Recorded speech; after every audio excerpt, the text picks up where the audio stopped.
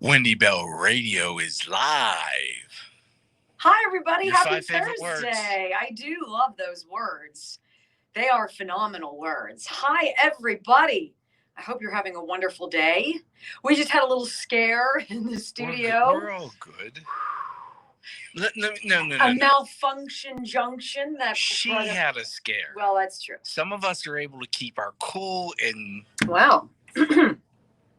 You know this, though. If we were in TV, I only get concerned when I have less than a minute left. We deal in seconds here. Do you know how many times I had the nightmare when I was on television, particularly when I was the morning anchor, where you have to wake up at the crack of smack and put on makeup when it's ungodly time to be doing such things. And the dream was the clock was ticking in the studio and my feet weren't moving to get me into, it's one of those things. When you live by the clock, and we all do. Well, little nerve. You know to call. Nerve-wracking. If you don't hear from me by 4:30. Yeah. Okay. Yeah. Usually I see your bedhead in the video stream as we're supposed to start our conferencing back and forth at the ripe hour of 4:30. I sit in the dark so you can't see how lovely I look first thing in the morning. Well, I have to feed the dogs and make the coffee. Yes. I got a nice call from Joe this morning telling me that Murphy had barfed all over the kitchen floor, that they had tried to clean it all up, which is code for... Hey, when you get home, make sure you mop the floor. Amen. Well, it was on carpet, too, which is even better. Do you want me to bring my cleaner over, or do you have one? No, I do, thank you. You're just excited to use that darn thing. I think it's fantastic. It absolutely fundamentally changes your life. Yes. It is my leaf blower, just with water and suction. Yes, it is fantastic. She doesn't want to ask too much since Saturday. The couch is probably going to need moved.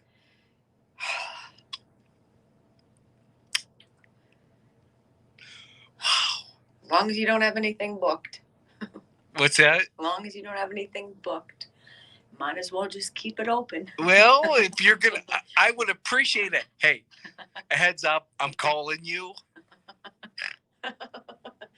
I'm not going to call you because, and only one reason.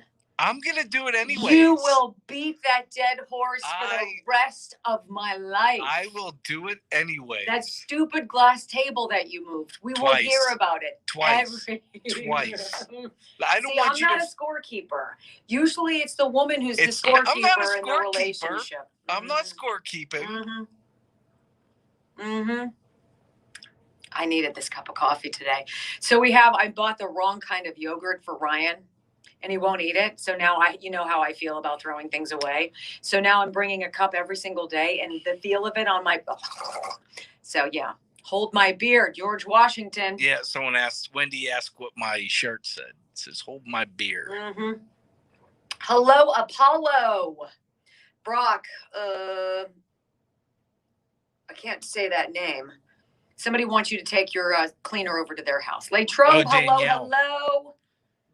Hello.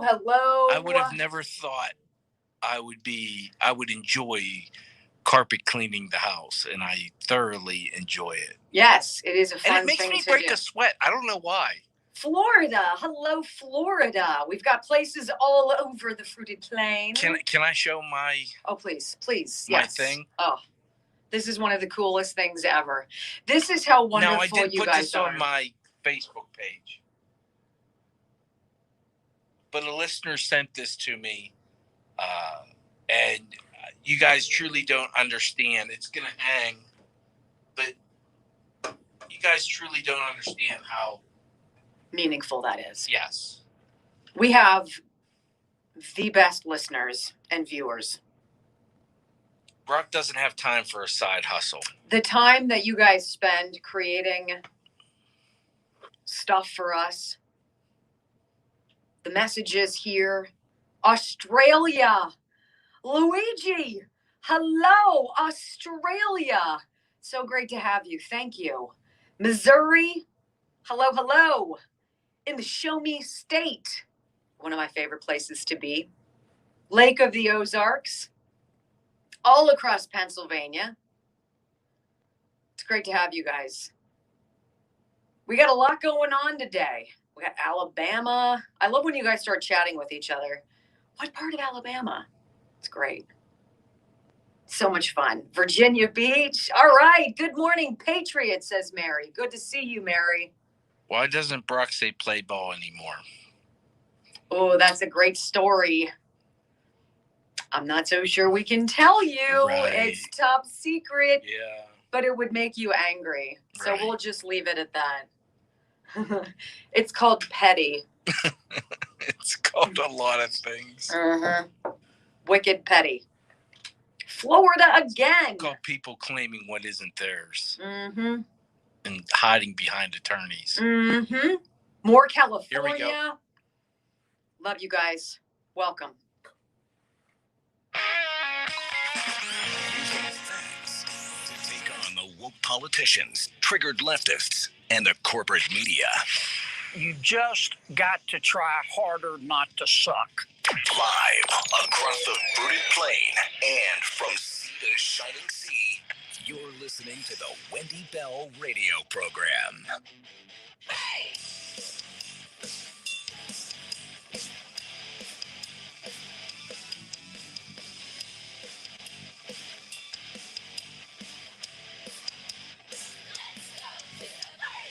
Good morning, America, and welcome to all of you frequent flyers and newcomers to the Wendy Bell radio program.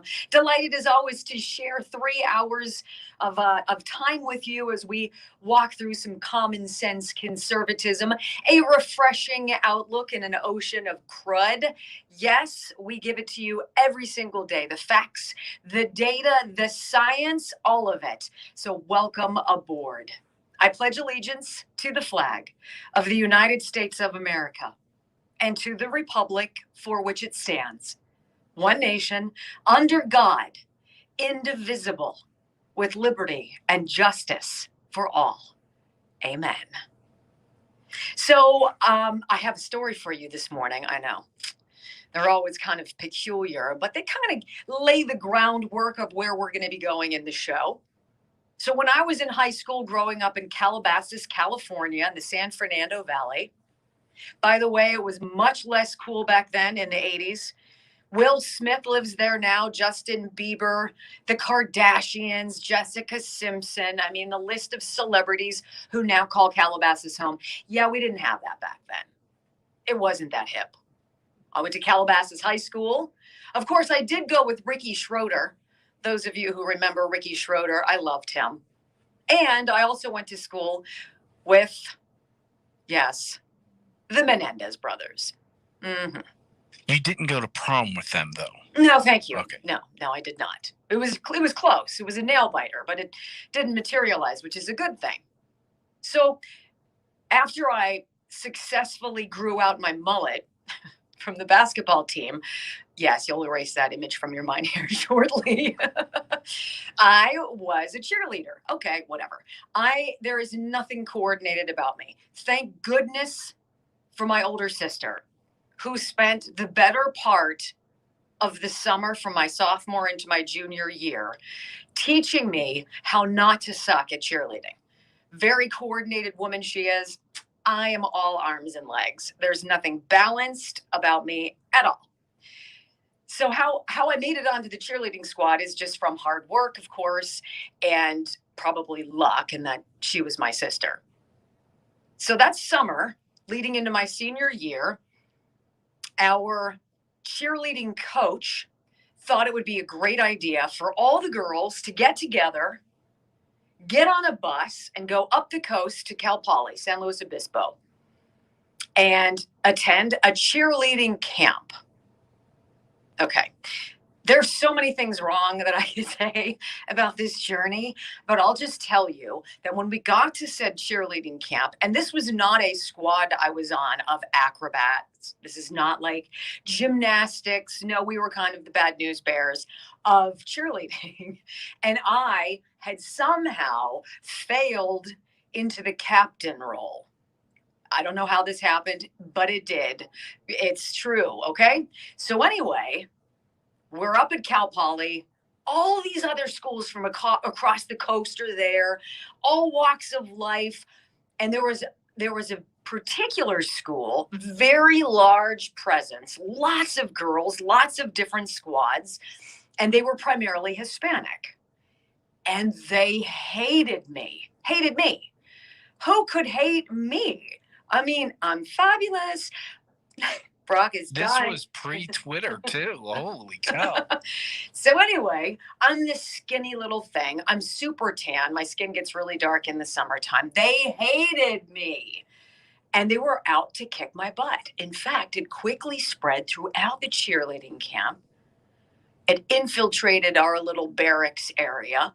That in fact, the girls from El Camino High or whatever were planning on doing a little Vinny kneecaps to me and taking me out. Yes. This was scary, right?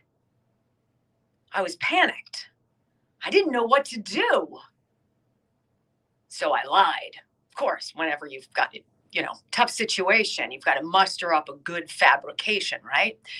So I created this story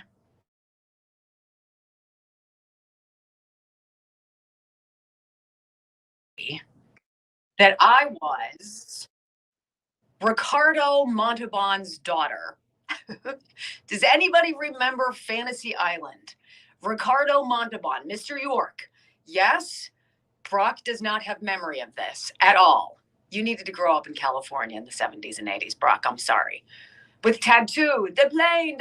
You don't remember him? I remember Tattoo, but I don't remember Mr. York. Okay, so his name, the actor Ricardo Montalban, he was dazzlingly handsome back in the day.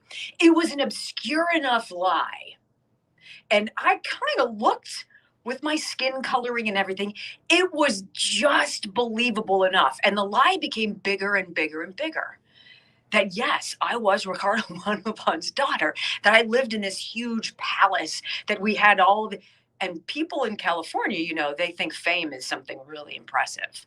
So during the course of this week-long cheerleading camp, I went from the ire of everybody's mind to this celebrity. And all of a sudden, they all started really liking me. I was like the most popular. I basically prevented myself from getting my butt kicked, is what I did, from lying. Whew, I dodged that bullet. What I'm noticing in our realm today is we got a lot of people pulling the Ricardo Montalban card on us, ladies and gentlemen. I really do. And here, follow me with this. Everything that we've been talking about this week focuses on something very specific: our children. This administration has picked an opponent at the wrong time. They've picked the wrong fight with the wrong people. And unlike me, who dodged the bullet, they're going to go down hard. You don't mess with parents. Ever. How many of you have kids who have at their schools, particularly in the high school and collegiate level, who have a department, a division of inclusion, equity, yes? Diversity. They have mobilized an attack on our children. And this whole realm, under the auspices of inclusion, these boards, these people, these directors whose goal is ostensibly to ensure that things are inclusive and diverse on campus.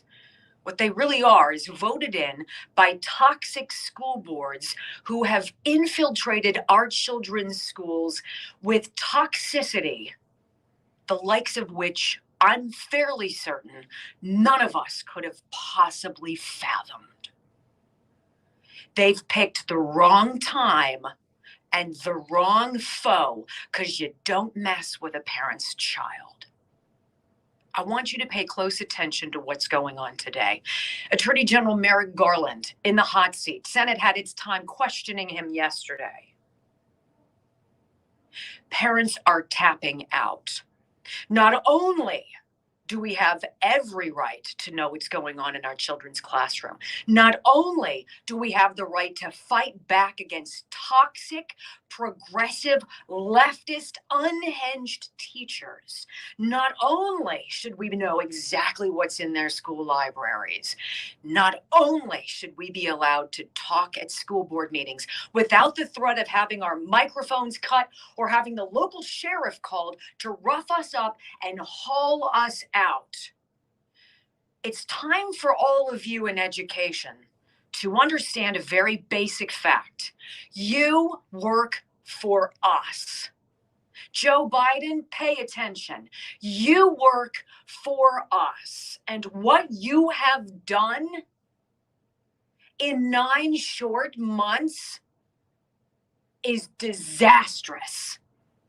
It is toxic. It is divisive. It is racist. It is hateful.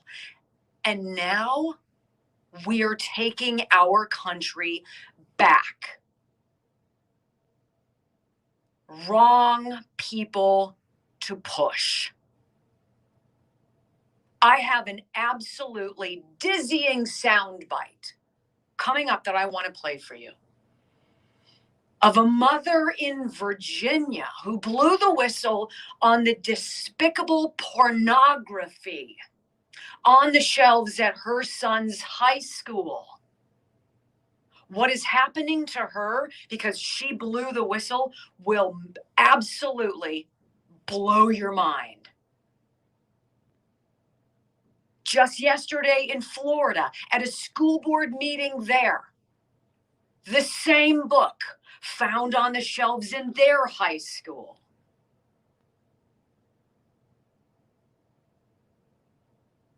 Don't mess with parents. You are going to lose, and there is no lie. There is no deflecting. There's no stammering or yammering, Merrick Garland, that's going to save you from the wrath that is coming. And it is called justice. There is no Ricardo Montalbaning your way out of this. We're on to you. And we will eliminate the threat to our children if it's the last thing we do. Advanced Integrative Medical 360 is a very special place to me.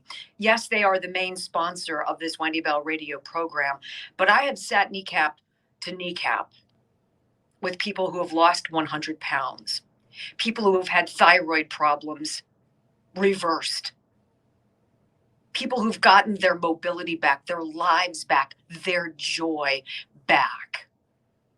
I know what they do at AIM 360. There's a reason why there are boxes of tissues all over the place. Because when you unlock the mystery of why somebody feels the way they do, and you get them right again, you better believe people get emotional. It starts with a blood test. What comes next will blow your mind.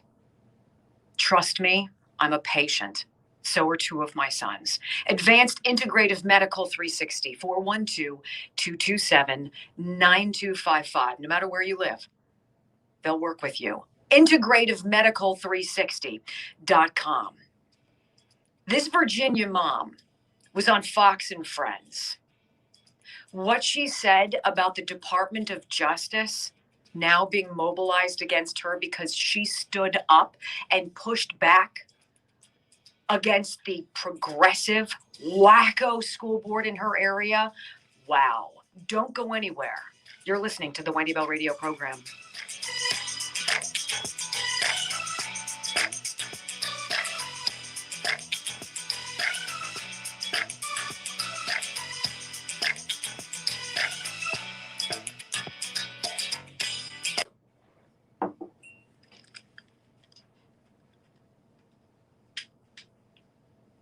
I can't believe you don't know who Ricardo Montalban is.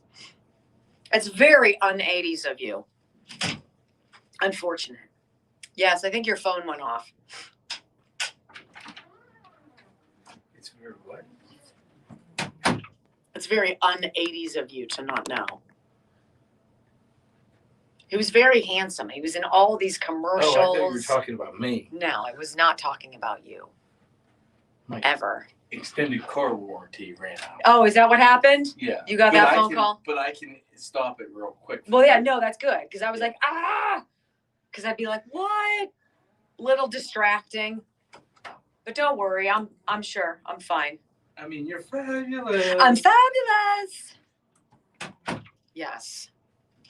Boy, did they want to kick my butt. It was awesome.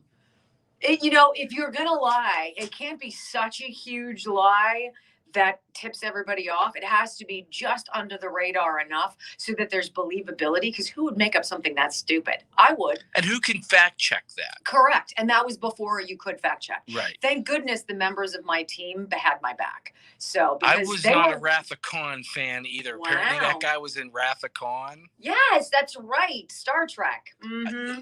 I don't watch awesome. a lot of TV. Mm-hmm. Give him hell, Wendy Bell. Thanks, Quinn. It was hilarious to watch. Literally at the end, as I was leaving cheerleading camp, the 180 of how they treated me, they were like, bye, good luck. But if they knew I lied to them, man, they'd be there with your baseball bat ready to take me out. Girls are vicious. Oh. They're nasty little creatures. Truth. Not all of them, but yes. See, I don't feel bad. KP just texted me. He doesn't know either? How old is he? I think Is he's he your my age. Yeah. Oh, come on. What did he text you? Oh, no, he knew. Of course he knew. By the way, Kelly. The Love Boat and then Fantasy Island. It was back to back. It was must-see television. We need a Liberal of the Week open. And Kate pointed something out to me. She's like, I think that's funny that it's the Liberal of the Week, LOW. And I'm like, huh. Kate is very crafty. I said, I did not even see Kate that. sees things on a different level than you and I do. She's a cerebral young lady. I like that. You married up. Obviously, she's smart. She married me. Oh, for heaven's sakes. I mean, for the love of God.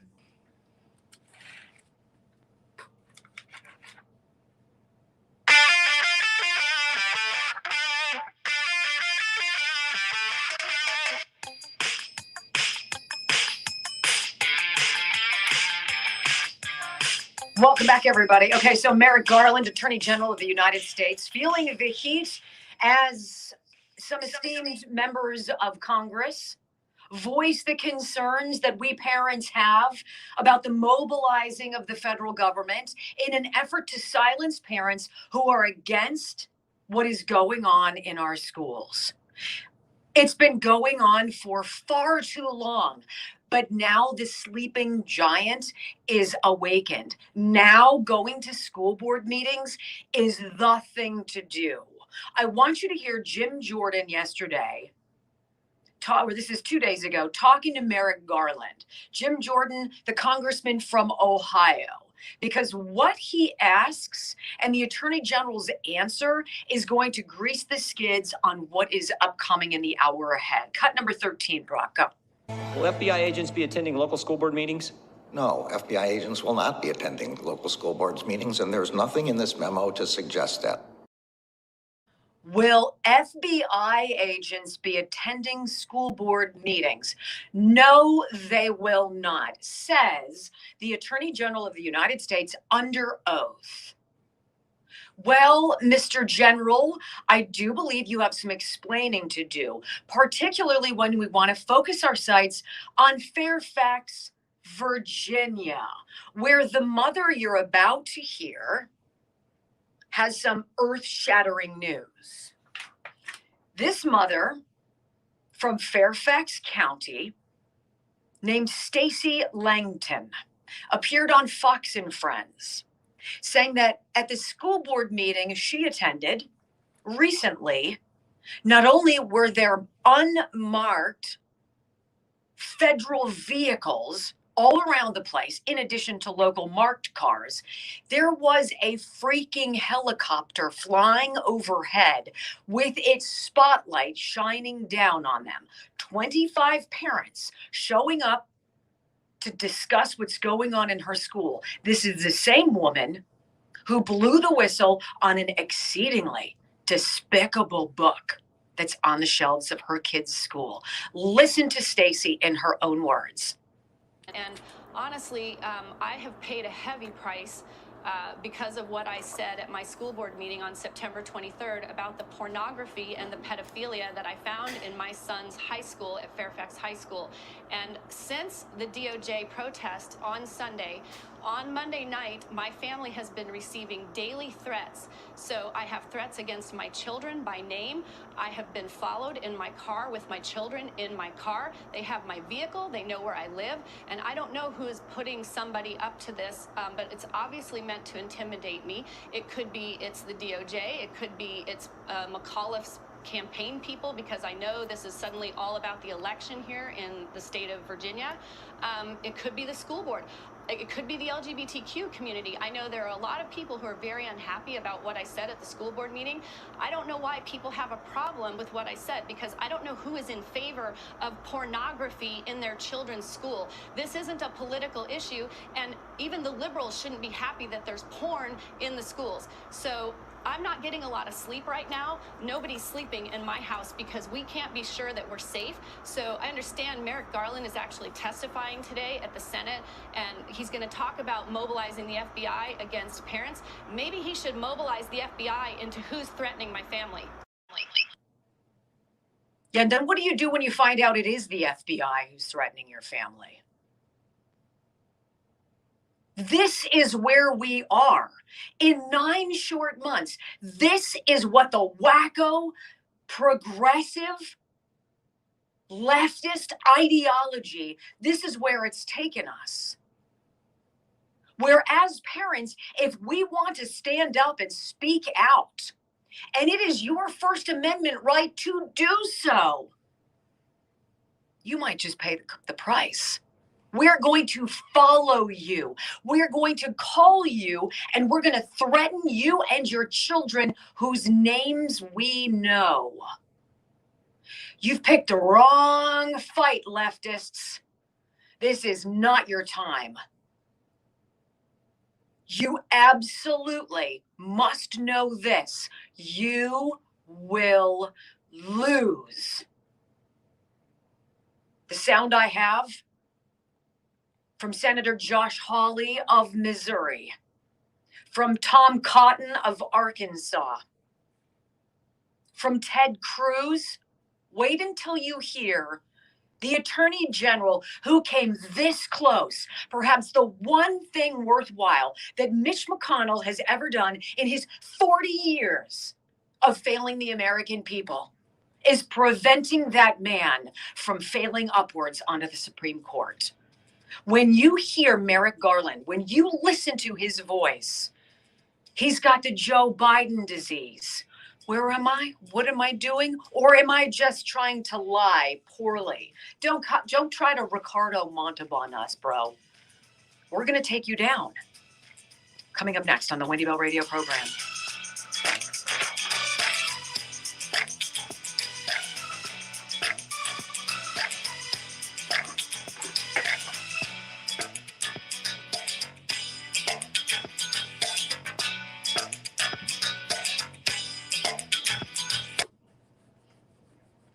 I have, by the way, a very nice good news story for us tomorrow.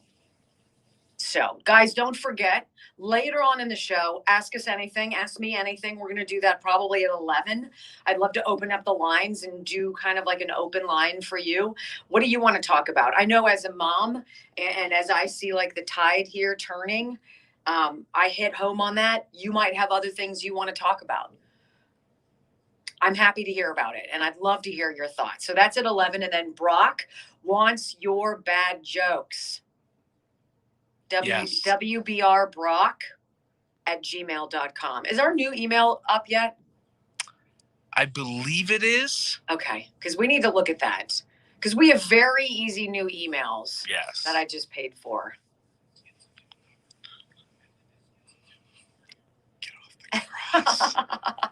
It's all the ancillary expenses. It is. The nickels and dimes you to death. Yes, it is. I have to tell you, it absolutely does.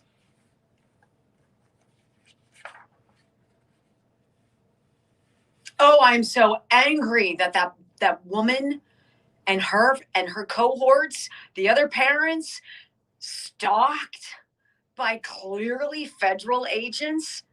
I don't know about you guys, but the feds are the least able to mill in with the crowd. You've seen those memes online, haven't you, Brock? Of the guys who are clearly feds with the same haircut and the same outfits, pretending like they're just normal people, when it's so obvious that they're fresh out of Quantico or wherever. You're like, wow, that's really interesting. Well, how would you feel going, I just became an FBI agent? You know, you're all like, yeah. Stuck me on the school board. Yeah. Hey, can you head over to the school board where there's 25 parents and someone might get upset? Yeah. I'd be like, really? Right. This is the pinnacle of my career. Wait until I tell you guys about this story, though. The Florida story is insane, but this is huge. Parents awakening, saying the school board meetings are usually where all of this surreptitious, gross, deviant stuff has snuck in under the radar because most people don't go to school board meetings. They suck. I saw a flyer for a school board member at a local high school around here, and the whole thing was, I'll keep your taxes low. At this point, I'm okay with taxes. Yeah. I just need to know what you're teaching these kids. Like, you're totally missing the point if you think it's about taxes right now. Because parents will move to school districts that they think there's good education. They're willing to eat the cost of the taxes.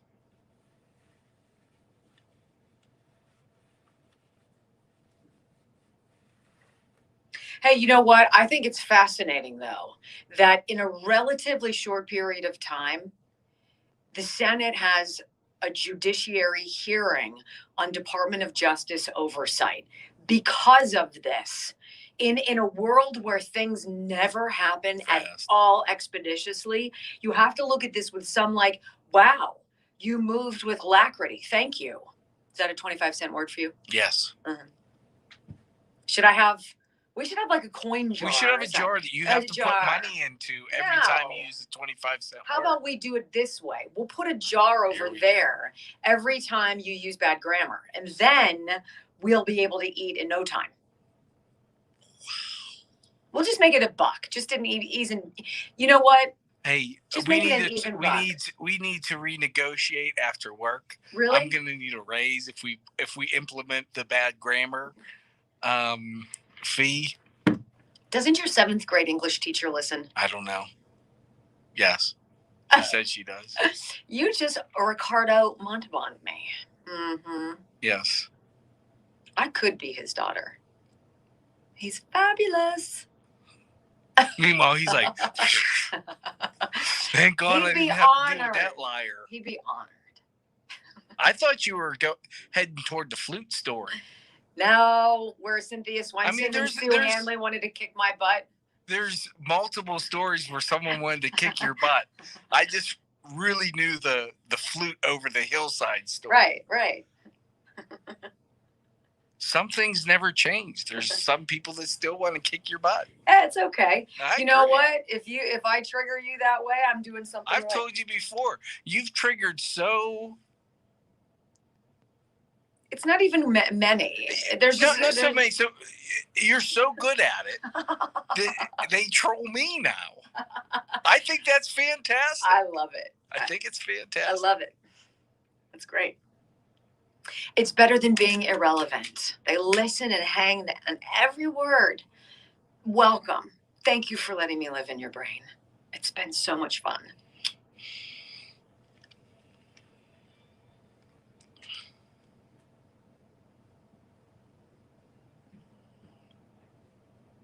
And I didn't go to school with anybody famous like Ricky Schroeder that I know of. I like him. He's conservative too. I think he's got 6 kids. For a while, was living in Colorado. I think he is. He's on the school reunion pages, you know. Can I come to your reunion with you?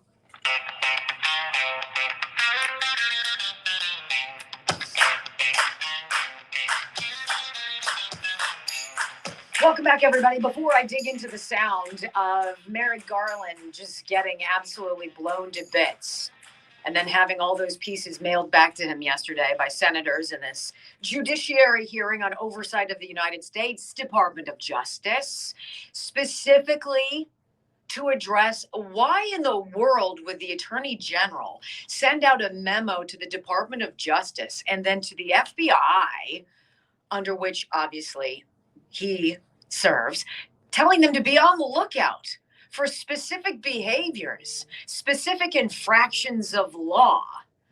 Why would that happen?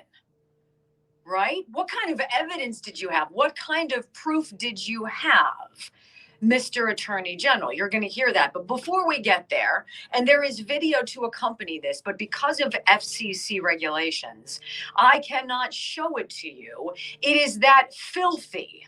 If I were to read to you or share with you the despicable things that were read to members of a Florida school board, excerpts of a book on the high school's shelves, I'll read you the story instead. And wait until you hear the punchline about what happens to the man who's reading. Journalist reads filthy porn book from school's library. At Florida school board meeting, board members call police to have him forcefully removed for reading obscene content aloud. You cannot make this garbage up. The book in the library at the high school in Orange County, Florida, is so despicable that when this reporter, who was handed the book prior to the school board meeting by a concerned parent who said, "Hey, look at what's in our school shelves. Look at this." The reporter was like, "What?" And used his time for public comment to get up and in front of the board say, "How do you guys feel about this?" The Orange County School Board is one of a handful of Florida's 67 county boards that have flouted the governor's order. The governor's order, of course, saying that mask mandates are illegal. This particular school board has made it mandatory at their school. Gives you kind of a little backstory of where we're going. Shortly before the meeting, the journalist was approached by two concerned parents about a sexually explicit book, which has garnered national attention because it's in schools all across America, ladies and gentlemen. If you have a child in high school, you might want to do your due diligence and go look in your library. It's called Gender Queer, a memoir. It's a graphic novel with drawings that explains in lurid detail the sexual interactions between two young men. It's been inserted into high school libraries across America, despite it violating guidelines against pornography or sexually explicit materials being provided to minors. And by the way, your taxpayer dollars funded this. Gender Queer includes countless images of male-on-male sexual encounters, accompanied by words that one would expect to find inside literary works at adult pornography shops or gay sex clubs and bathhouses. But no, this book was purchased and pushed by school officials at Boone High School in Orlando, Florida, despite it clearly violating county guidelines. When public comment commenced ahead of the listed agenda items during Tuesday afternoon's meeting, the journalist used his allotted time to alert the school board members of the situation by reading some of the more graphic passages from Gender Queer. At which point, school board president decided to mobilize law enforcement and forcefully remove the man from the premises. Parents aren't allowed to ask questions about this sort of stuff, friends, but your kids can find it in their school library. You want your 9th grader reading about that? You've picked the wrong time, libs. Wrong people to push. We're awake. Yesterday, Senate Judiciary hearing on oversight of the Department of Justice. Missouri Senator Josh Hawley. I got a series of audio bites I want you to hear if you're watching on the Wendy Bell Radio Network app. Thank you for so doing.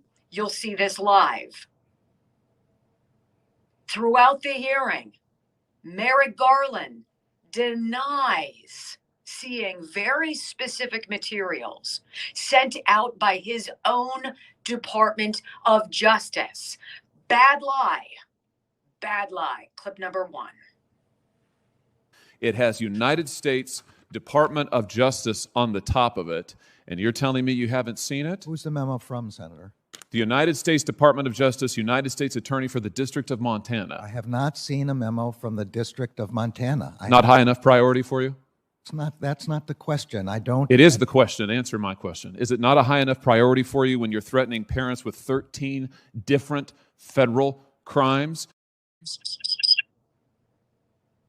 Oh, yes. In Merrick Garland's note to law enforcement, to the Department of Justice officials, attached are various crimes, criminal things that parents who decide to get unruly or out of hand at school board meetings can be arrested or charged with.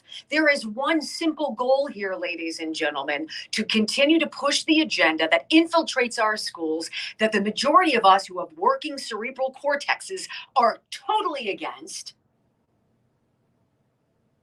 and then to squelch the voices of the tax-paying parents who are in charge of their children.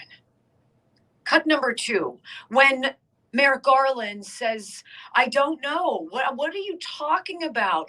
I'm going to feign ignorance. Is it working? Hawley sets his teeth in. You've testified today you're focused on violence. That's not what your U.S. attorneys, they work for you. That's not what they're saying. You haven't seen it because it's not a high enough priority, or what? Question of priority. No one has sent me that memo, so I haven't seen it. What do you mean no one has sent you the memo? You run the United States Department of Justice, do you not? There are 115,000 employees of the Department of Justice. Indeed, and you are in charge of every one of them. And this was a sufficiently important case that you issued a memo. You, over your signature, issued a memo involving the FBI and the Department of Justice in local school boards, local school districts. Your U.S. attorneys are now threatening prosecution with 13 different crimes, but it's not a high enough priority for you. It got lost in the mix. I have 115,000. This is the playbook. This is the leftist playbook. Don't you dare question my authority.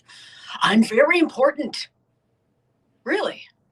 So you know nothing. You've never seen these memos that show the Department of Justice, FBI, instructed basically these 13 things to go after parents with. I've never seen that. Kind of hard to believe, Mr. General.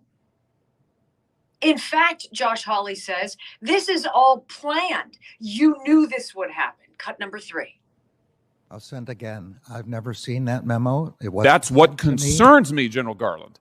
Well, it wasn't sent to me. I hope you will assure your constituents that what we are concerned about here is violence and threats of violence. That only leads me to conclude, General Garland, all I can conclude from this is either that you're not in control of your own department, or that, more likely, what I think to be the case, is that you knew full well that this is exactly the kind of thing that would happen. When you issued your memo, when you involved the Department of Justice and all of its resources, and the FBI and all of its resources in local school boards and local school districts, you knew that federal prosecutors would start collecting crimes that they could use against parents. You knew they would advise state and local officials that these are all of the ways parents might be prosecuted. You knew that that was the likely outcome, and that's exactly what's happened. So much to unpack there. What do you know, Merrick Garland? Are you aware of what's happening in your own department? Or are you Joe Biden, who's merely a puppet, and there's somebody else behind the curtain pulling the strings? Do you know anything? Wait until you hear Ted Cruz. He's coming up later in the program. But Merrick Garland says threats of violence.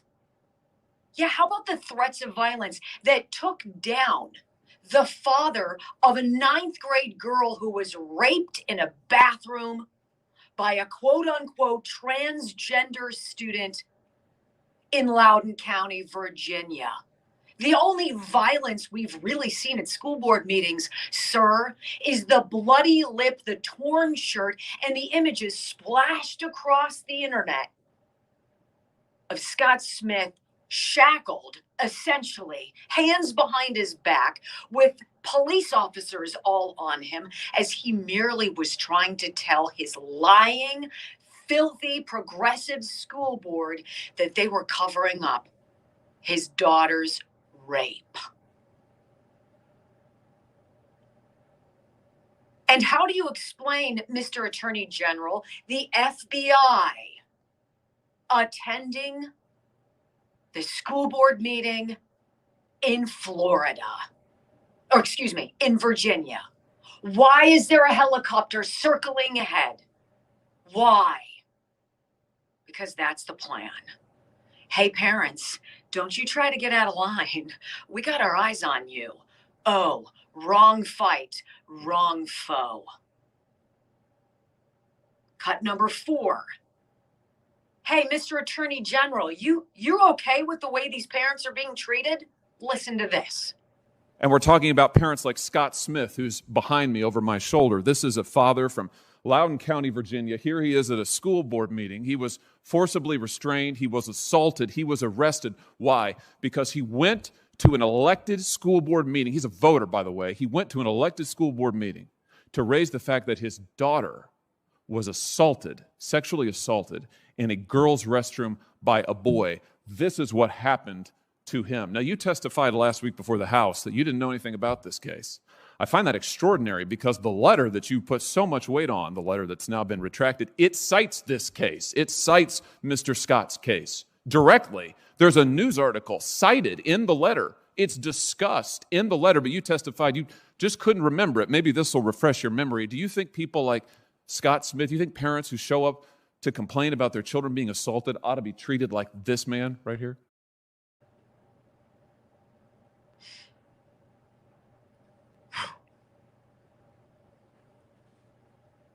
That's the image I will have burned in my brain. Parents tackled, bloodied, now threatened with prosecution. And you have somebody in Virginia who wants to be governor, who says parents need to stay out of the classrooms and let the national school boards and the local school boards run the curriculum. That should scare the ever-living love out of you. Dr. Charles Simkovich at the Simkovich Concussion Institute sees patients who fly in from all across the United States, professional athletes from Canada, from here in the US, from everywhere, literally, who have been injured either so many times or so badly that they're desperate. How do you fix traumatic brain injury or concussion? Well, you need to go to an expert who has a revolutionary treatment for it, and that is Dr. Charles Simkovich at the Simkovich Concussion Institute. He uses his hands and his 30 years of knowledge, and most of his patients see relief in less than a week. He heals brains. Think of that. Now call 412-366-3700. 412-366-3700. SimkovichConcussionInstitute.com. When we come back, more unraveling of what is such a disgraceful, disappointing, toxic administration who believe that they have the say over all of us. And you better just get used to sucking it up. That's next on the Wendy Bell Radio program.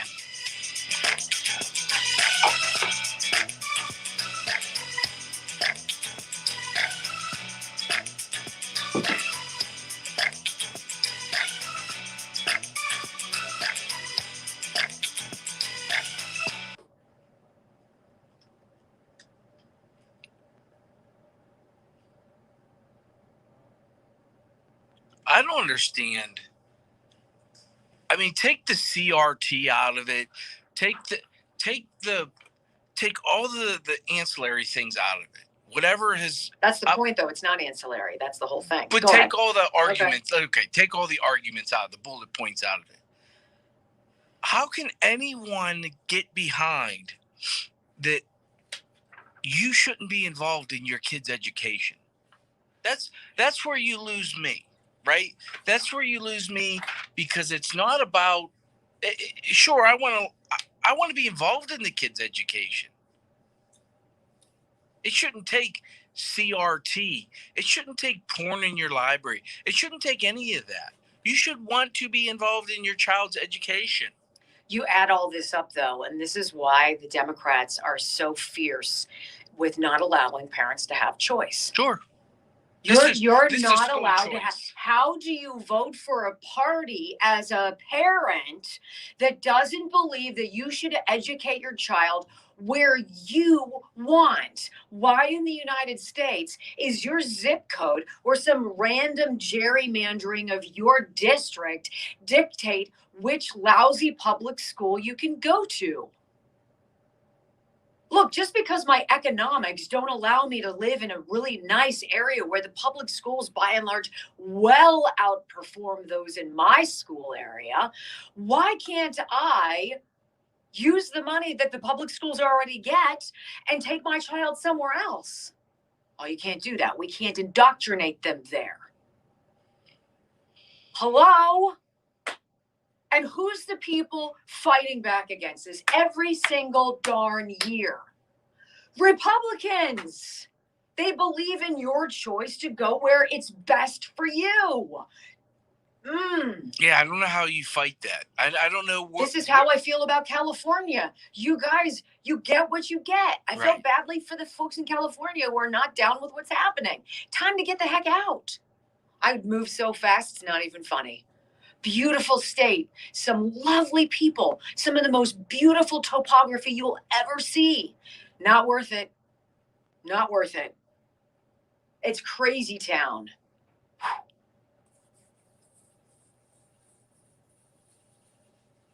I'd run for school board, but I'd never get elected. That's not true. You're elected, so you have to have people obviously show. Absolutely. If you believe it's not rigged and all BS. Well, I mean, in our city, I'd be run as a Republican, which would make me unelectable. Right.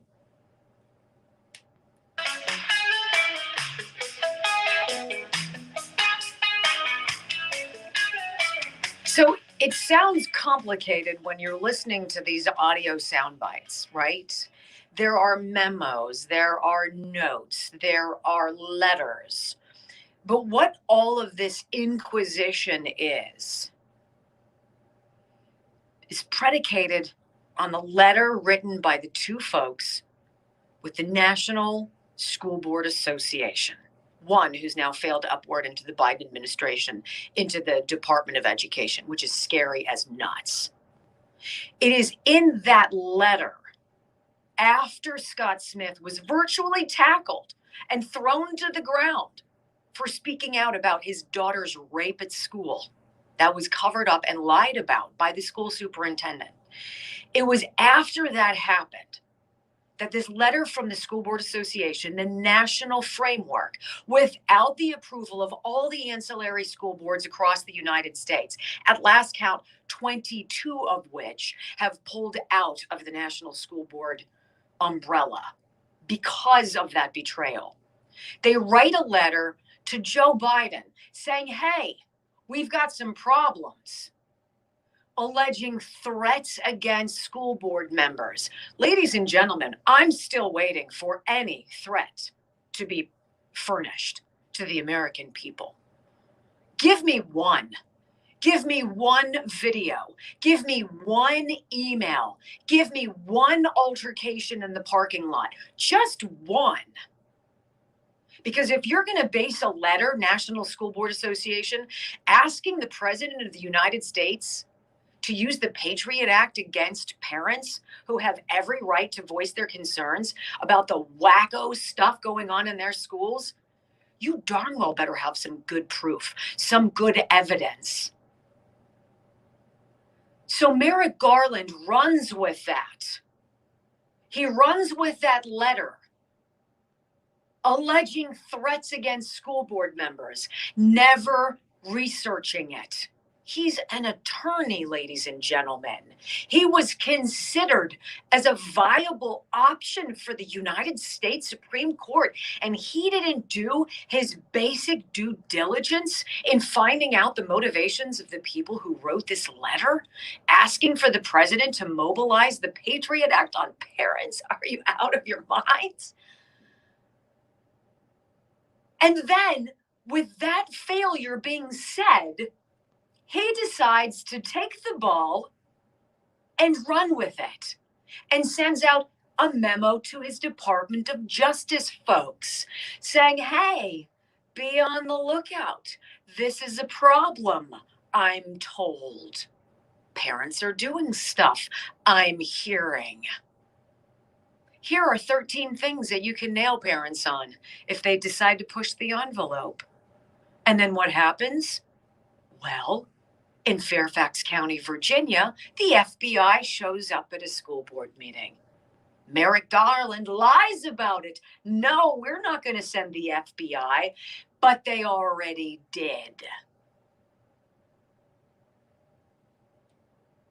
Josh Hawley brings it all around. Cut number 5 says it all. Go ahead. Let me ask you about this. Several of my Democrat colleagues have just today in this hearing, multiple times have compared parents who show up at school board meetings, like Mr. Smith here, have compared them to criminal rioters. You think that's right? You think that a parent who shows up at a school board meeting, who has a complaint, who wants to voice that complaint, and maybe she doesn't use exactly the right grammar, you think they're akin to criminal rioters? Do you agree with that? I do not, and I do not remember any senator here making that comparison. Oh, really? These people are just like the folks who came here on January 6th and in the riot at the Capitol? I don't think they were referring to the picture that you're showing there. Well, I certainly would hope not, but they were referring to parents who go to school board meetings. Mr. Smith is a parent. Again, verbal spaghetti. What about actually investigating the thugs who terrorized city after city all last summer, who still do so? The thugs who basically walked because of corrupt progressive prosecutors giving them the walk, instead of holding anybody accountable for what happened. Anybody with Antifa, anybody with BLM, anybody on the left. They want to demonize parents. They want to beat the dead horse of January 6th. It's all they have. You chose the wrong time. You chose the wrong opponent, because parents will not lose this battle. Coming up, wait until you hear Tom Cotton and Ted Cruz. This is the sound of Ted Cruz's commentary. We got it for you next on the Wendy Bell Radio program.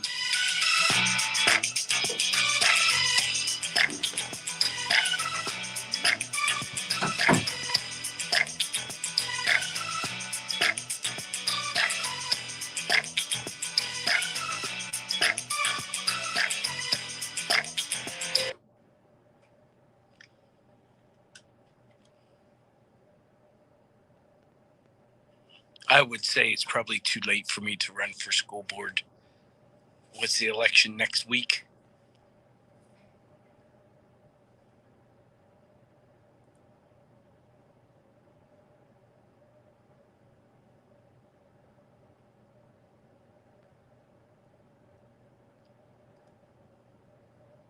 But I do think there needs to be more people in the community involved in the school boards that don't have kids in the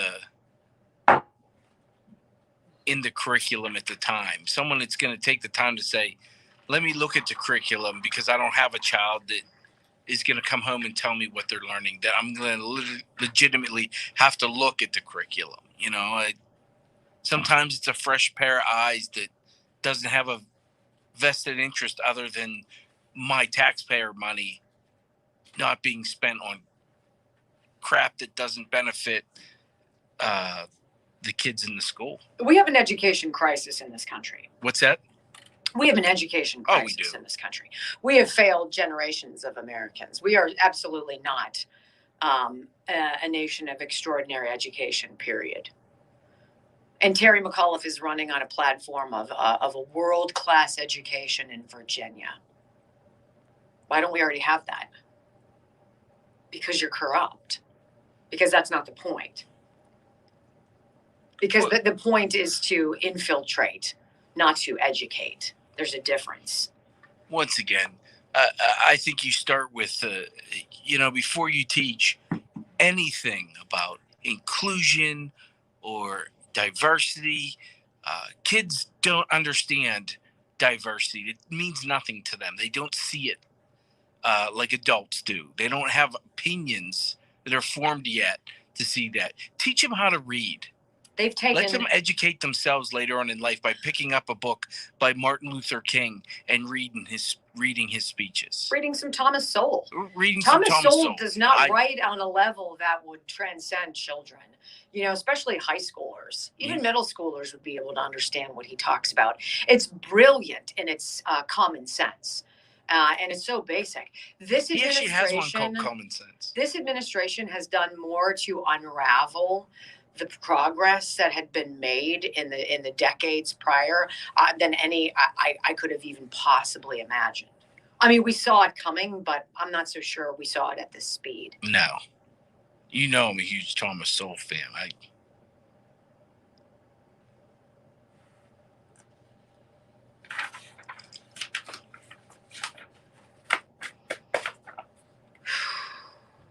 Very aggravating.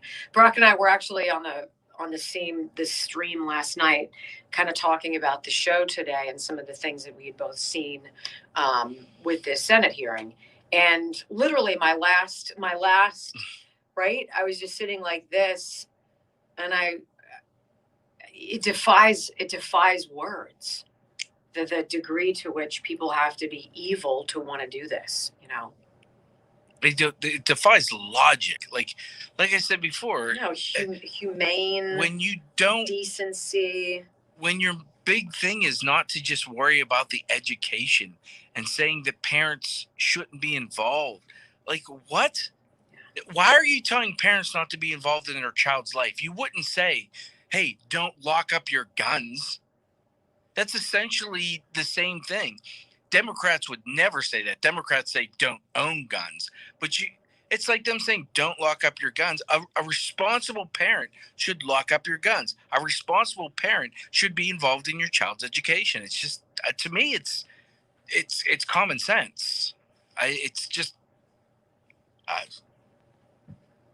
couldn't get away with anything because where I grew up, you weren't worried about just what your parents.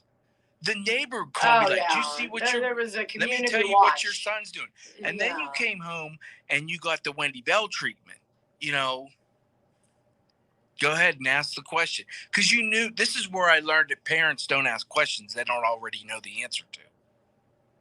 Because I'd get were you doing this? And think hard about how I know before you answer. And then it was just like, who ratted? And now it's going through my head.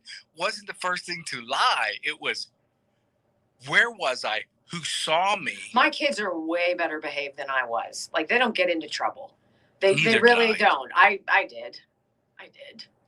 Yes. Well, it was those. I did. I don't think it takes a village. I think it takes a family. I think that is a village. Well, I guess then our definitions are different. No, but I get what she's saying. She's absolutely right. Pam, suggestions for Thomas Sowell books? Anyone you can get your hands on. And I truly mean that. I've read multiple Thomas Sowell books, and I would recommend them all. To remember the name off the top, I can't. And they're all on my phone, so.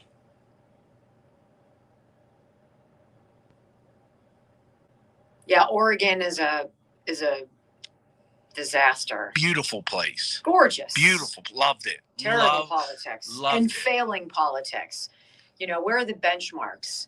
It's amazing to me when you look at how much money public school teachers make vis-a-vis the public or the private schools, the parochial schools.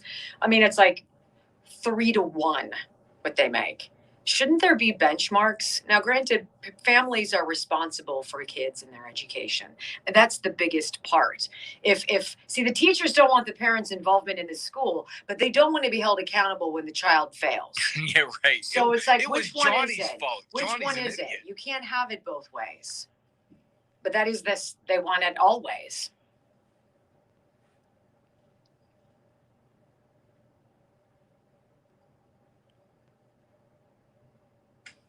Here comes my favorite part of the show. Uh-oh. I do love the open. He did such a nice job. He did. It makes me giggle every time I hear you just got to try harder not to suck. And by the way, our t-shirt sales from that slogan, which we have on the site, amazing. You guys rock.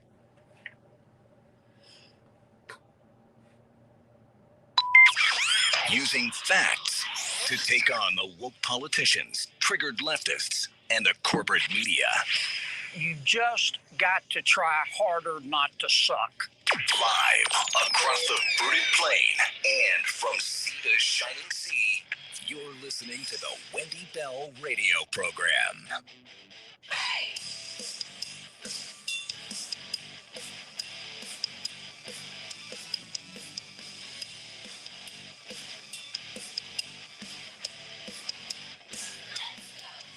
You know, if there's any solace in discussing these stories, in talking about what should be the biggest headlines. Look, I understand what's going on with China is important. I understand that, you know, we have a Congress that is out of control and wants to spend not just every dime we have, but they want to bankrupt future generations. That's a big story. I understand we have supply chain crises and that they're snowballing at such a frantic pace. You know, Christmas is going to be a joke. Hanukkah is a joke. Everything that you've gotten accustomed to here in the United States, lower your expectations, we're told. Things are going to cost more. They'll be less available. Life is going to become dramatically more inconvenient. And of course, the spin from the left is that's actually a good thing. Doesn't it feel super good?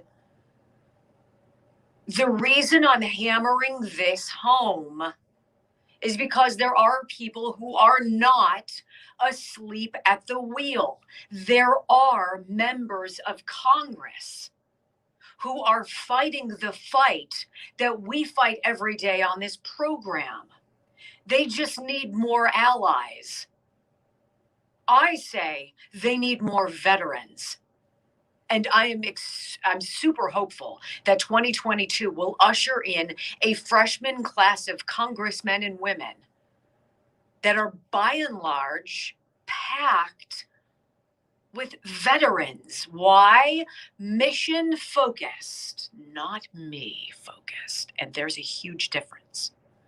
There are also people out there in these administrations under the umbrella of the Department of Justice who work ostensibly for Merrick Garland, who are completely opposed to what is going on.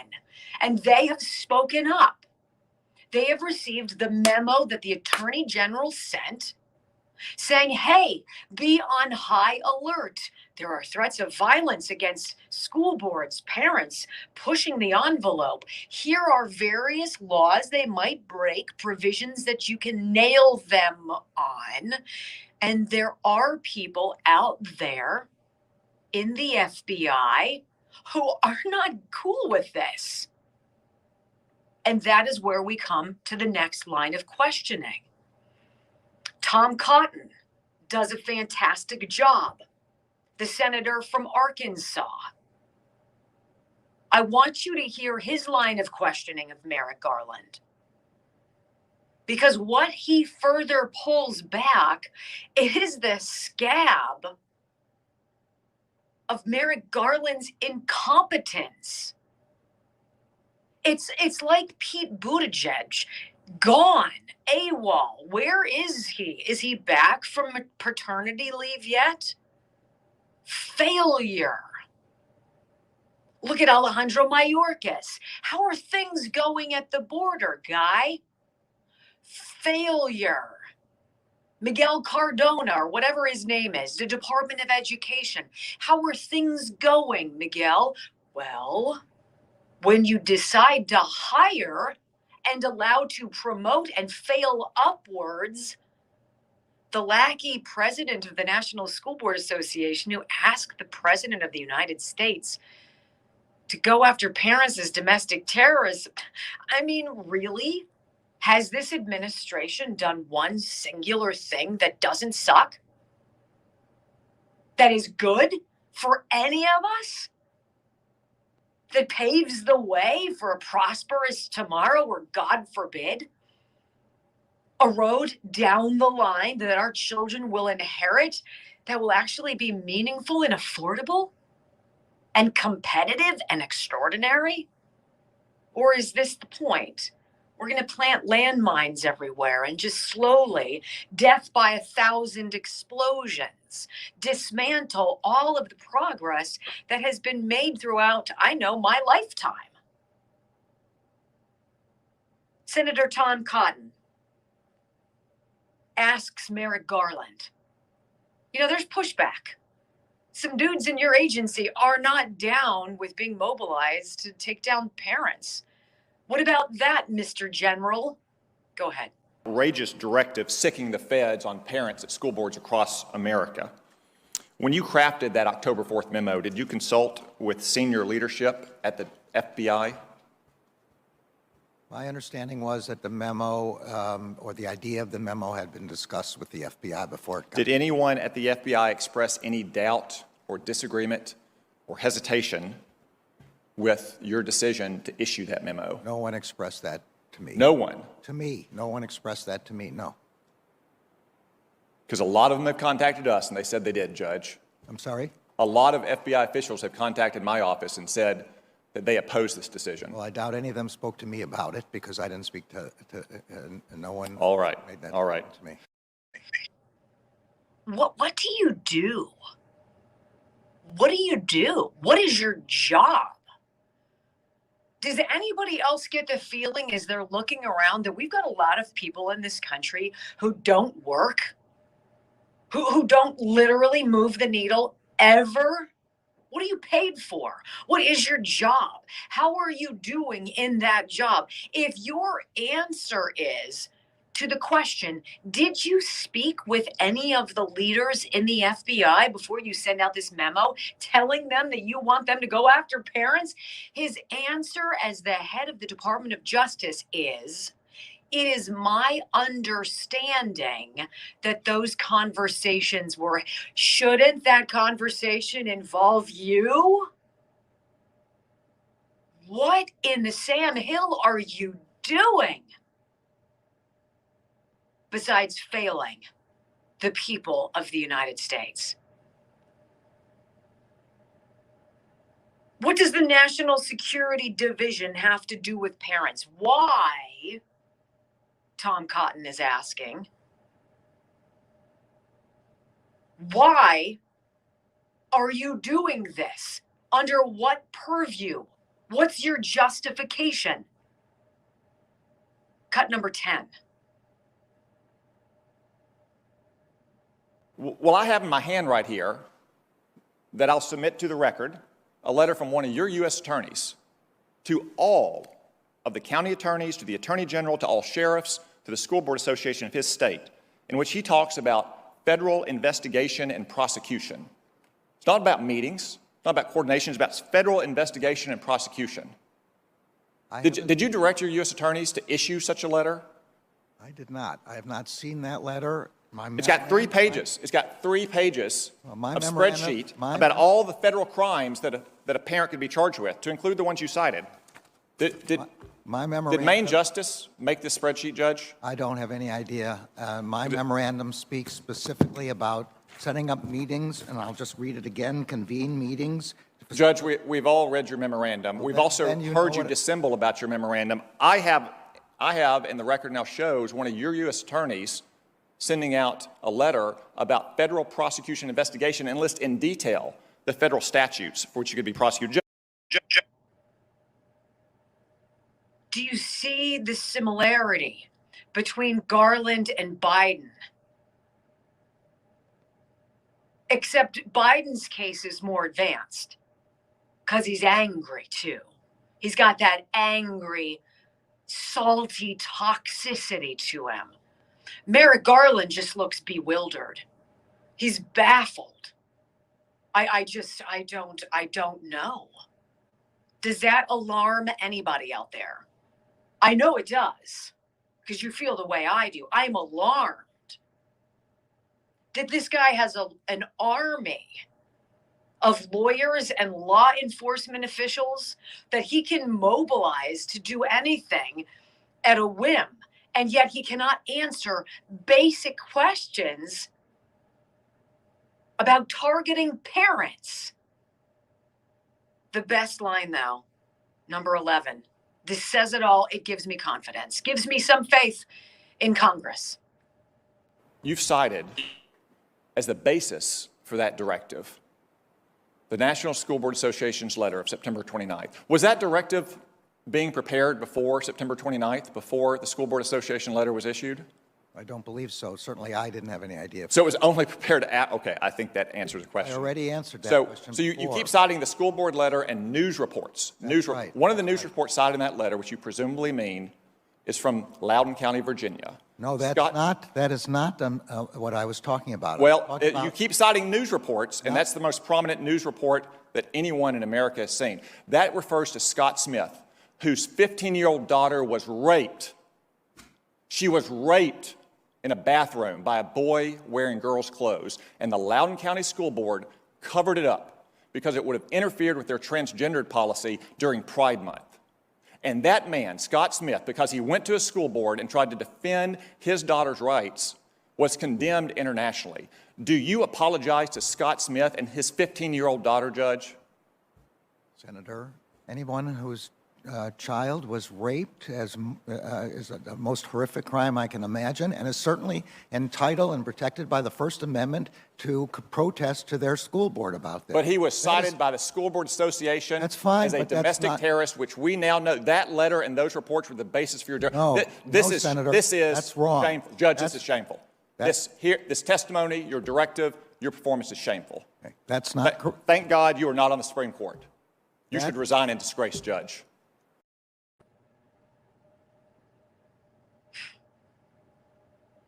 It's the most horrific crime I can think of. My daughter being raped, a girl being raped. No death probably would be worse.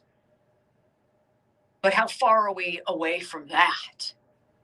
In this willy-nilly world we live in, where up is down and right is wrong, and parents are terrorists. If you pay for your own health insurance, or you are a business owner and you pay for your employees, maybe you're a gig worker and you need coverage, if you could get 25 to 50% savings, or maybe even more, on your monthly premiums and have benefits with first dollar protection on many common outpatient services, wouldn't you be interested? I sure would. You know, with many traditional health plans, the consumer, you are functionally uninsured because of the huge deductibles. You can't cover the cost of what you need to get done. That is why you need to get in touch with my friend Tom Yakupin. He is an authorized agent representing New Era Health Plans. You can access doctors, hospitals, and urgent care facilities with New Era Health Plans with their freedom of choice nationwide PPO network. Call today. It's no obligation. Get a free quote, 724-230-4500. 724-230-4500. Go to newerahealthplans.com. Coming up, Ted Cruz with the slam dunk. What you're just getting the idea of here is they don't know what's going on, or if they do, they're just really lousy liars. Either way, America loses. You're listening to the Wendy Bell Radio program.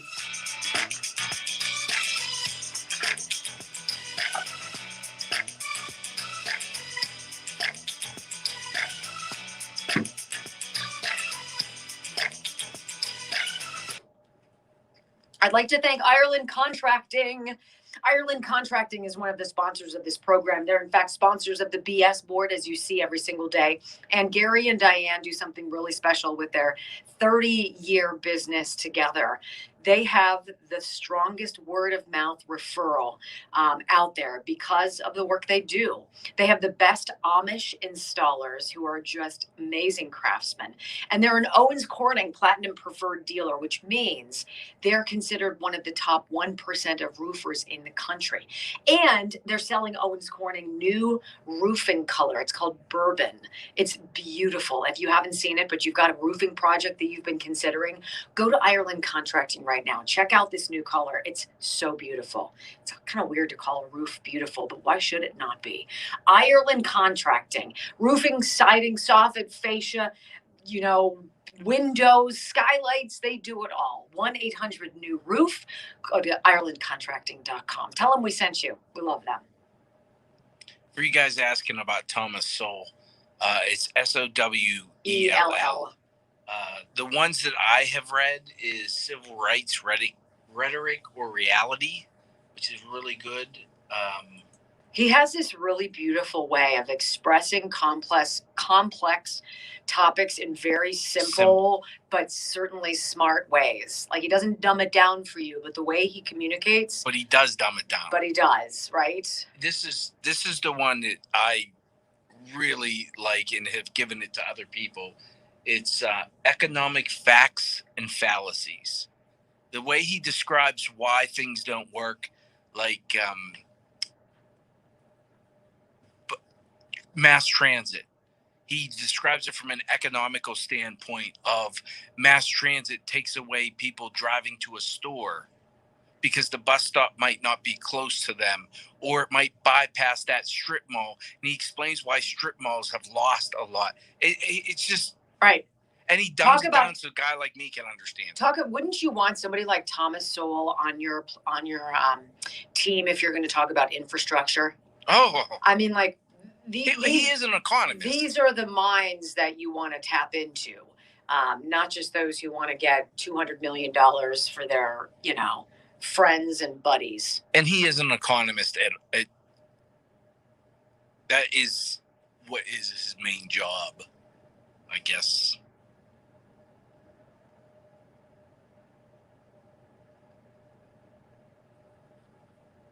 Big night tonight. I wouldn't know. It's a middle school dance. Oh, yeah. They might even brush their teeth for this one. I know. Really? I know, right? Hose them off, brush their teeth. Wow. Yeah. That's special. Uh-huh.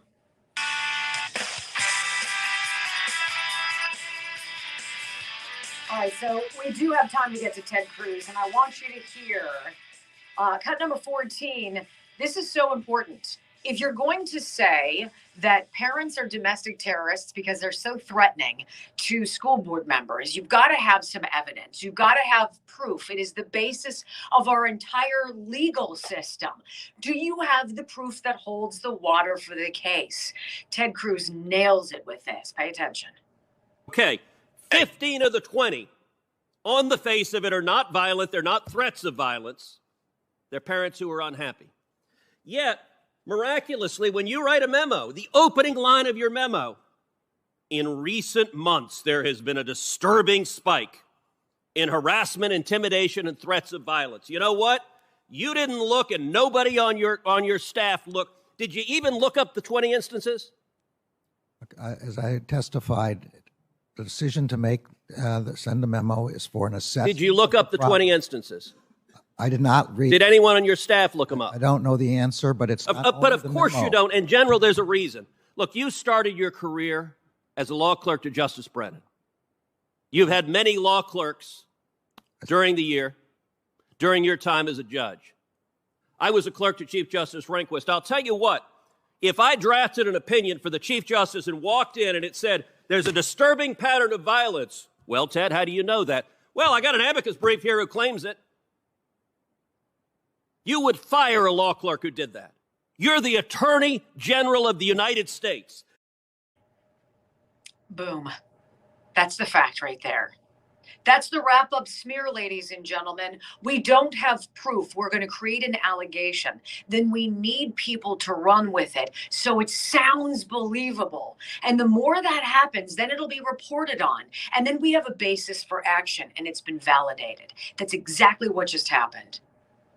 He goes on, talking about domestic terror. Parents, really? Cut 15. This week, the court concluded that a 14-year-old girl was violently raped by a boy wearing a skirt in the girls' restroom. The school district covered it up, released the boy, sent him to another school where he violently raped another girl. The father, who Mr. Hawley just showed you, was the father of the first girl. He was understandably, do you understand why a parent would be upset when your daughter is raped at school, the school board covers it up, and then lies to you and claims there have been no assaults, we have no instances of assaults in our bathroom, and that was a flat-out lie, as the court concluded this week. Do you understand why the parent would be upset? Absolutely, and any expressions of upset are completely protected by the First Amendment. Except you just called him a domestic terrorist. I never called him that. That's not correct. This letter calls him a domestic terrorist. You based a direction to the FBI, an official direction from the Attorney General, on this letter. And I'll tell you what, the NSBA is so embarrassed of this letter, they've apologized for it and retracted it, but you don't apparently have the same willingness to apologize and retract what you said, what you wrote. And finally, I think this is the one. This says it all. Cut 17. For 8 years under Barack Obama, the Department of Justice was politicized and weaponized. When you came before this committee in your confirmation hearing, you promised things would be different. I asked you specifically, quote, will you commit to this committee that under your leadership, the Department of Justice will not target the political opponents of this administration? Here was your answer, quote, absolutely. It's totally inappropriate for the department to target any individual because of their politics or their position in a campaign. That was your promise just a few months ago. I'm sorry to say you have broken that promise. There is a difference between law and politics. And General Garland, you know the difference between law and politics. Law is based on facts. It is impartial. It is not used as a tool of political retribution. This memo was not law. This memo was politics. And that's all this is. Playing politics with our children. Wrong time, wrong enemy. We are awake and paying attention. Coming up, we're going to transition. Did you guys hear this bombshell? Joe Rogan might just be more credible than any member of the media. What he said on his show, pretty much bombshell. What it has to do with ivermectin, you know, the horse dewormer that everybody mocked him for being treated with when he tested positive for COVID. Wait until you hear what he said. Who's been taking it?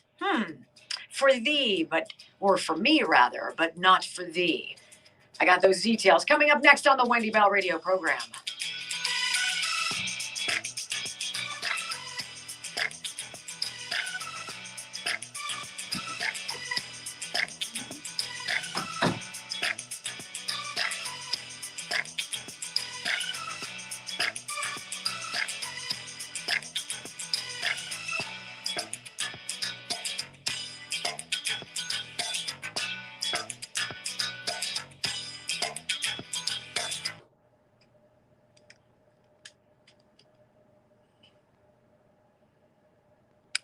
For the person who asked if we read these comments, I try, and I know Wendy tries to follow some of them. Obviously, while she's talking, it's hard to follow. I try to follow, but you guys comment so much. They come in at 10, 15 at a time. So whatever my eye picks up when I'm scrolling is usually what I see.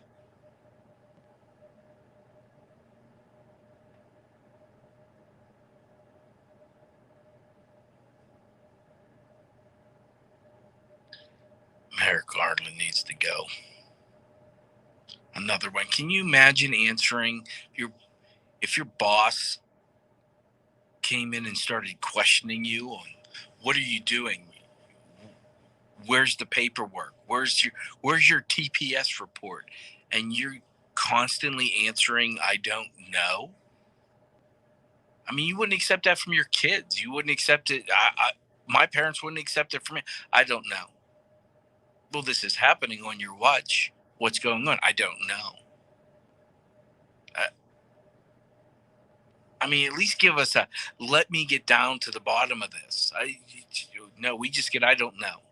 And it's because no one in this administration has been, so far, has had to answer for what they've done, regardless of if it's good or bad. No one has to pay a price.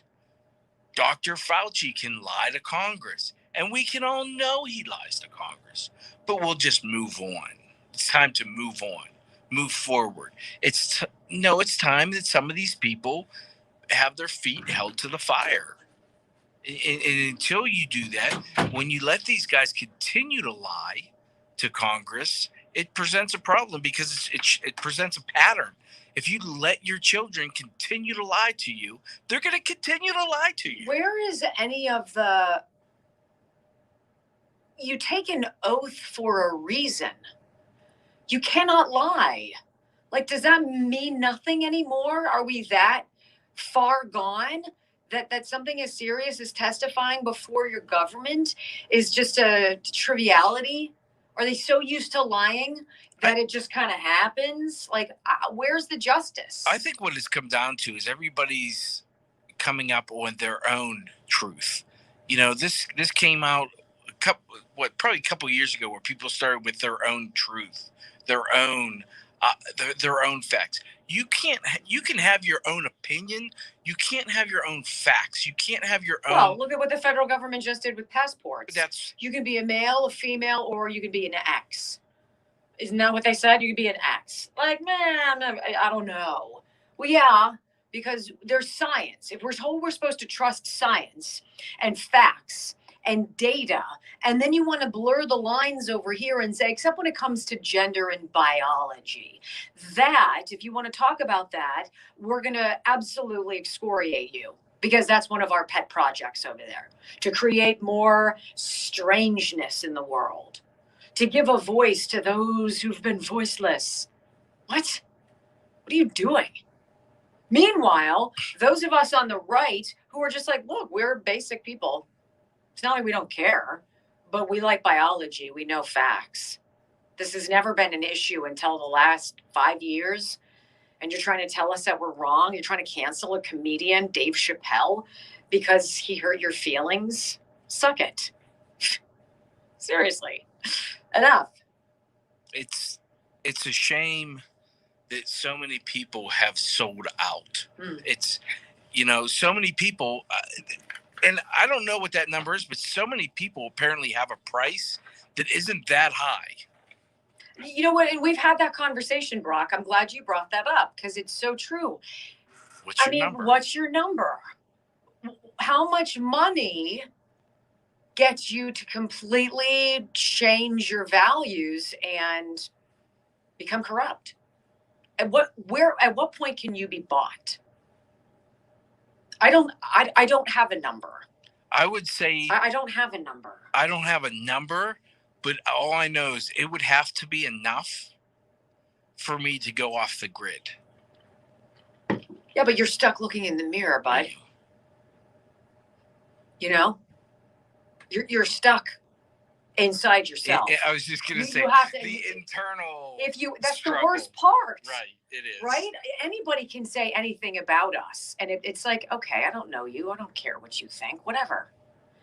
But what I know about me, or what I feel, if I did something wrong. Yeah, there's only a few people that can get to me. There's only a few people, and please don't take credit. I was trying to hide from your face, not thinking that you were watching me on the screen. I can see you on the screen. I can see you personally or on two different screens, which is a little disturbing. We might need to bust out the board in Okay. this segment. Also, I'm going to switch to Joe Rogan. Okay. Okay.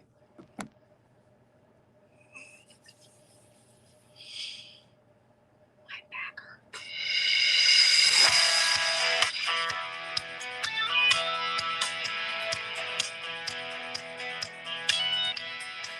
It was last December, and I remember sitting in my kitchen. I think this probably speaks volumes about my social life. What social life? I'm very comfortable with my alone time. I like my alone time. I'm the kind of person who likes going to a movie by myself. And I regularly would go out and eat by myself lunchtime. I enjoy that. It's okay. I might be weird. But on this particular December afternoon, I got sucked into a hearing with Senator Ron Johnson, who's a friend of this program. We've had him on. And this particular meeting hosted a group of doctors. It was a Senate hearing, and Ron Johnson of Wisconsin was the head of it. And it was very interesting that they were talking about, obviously, COVID.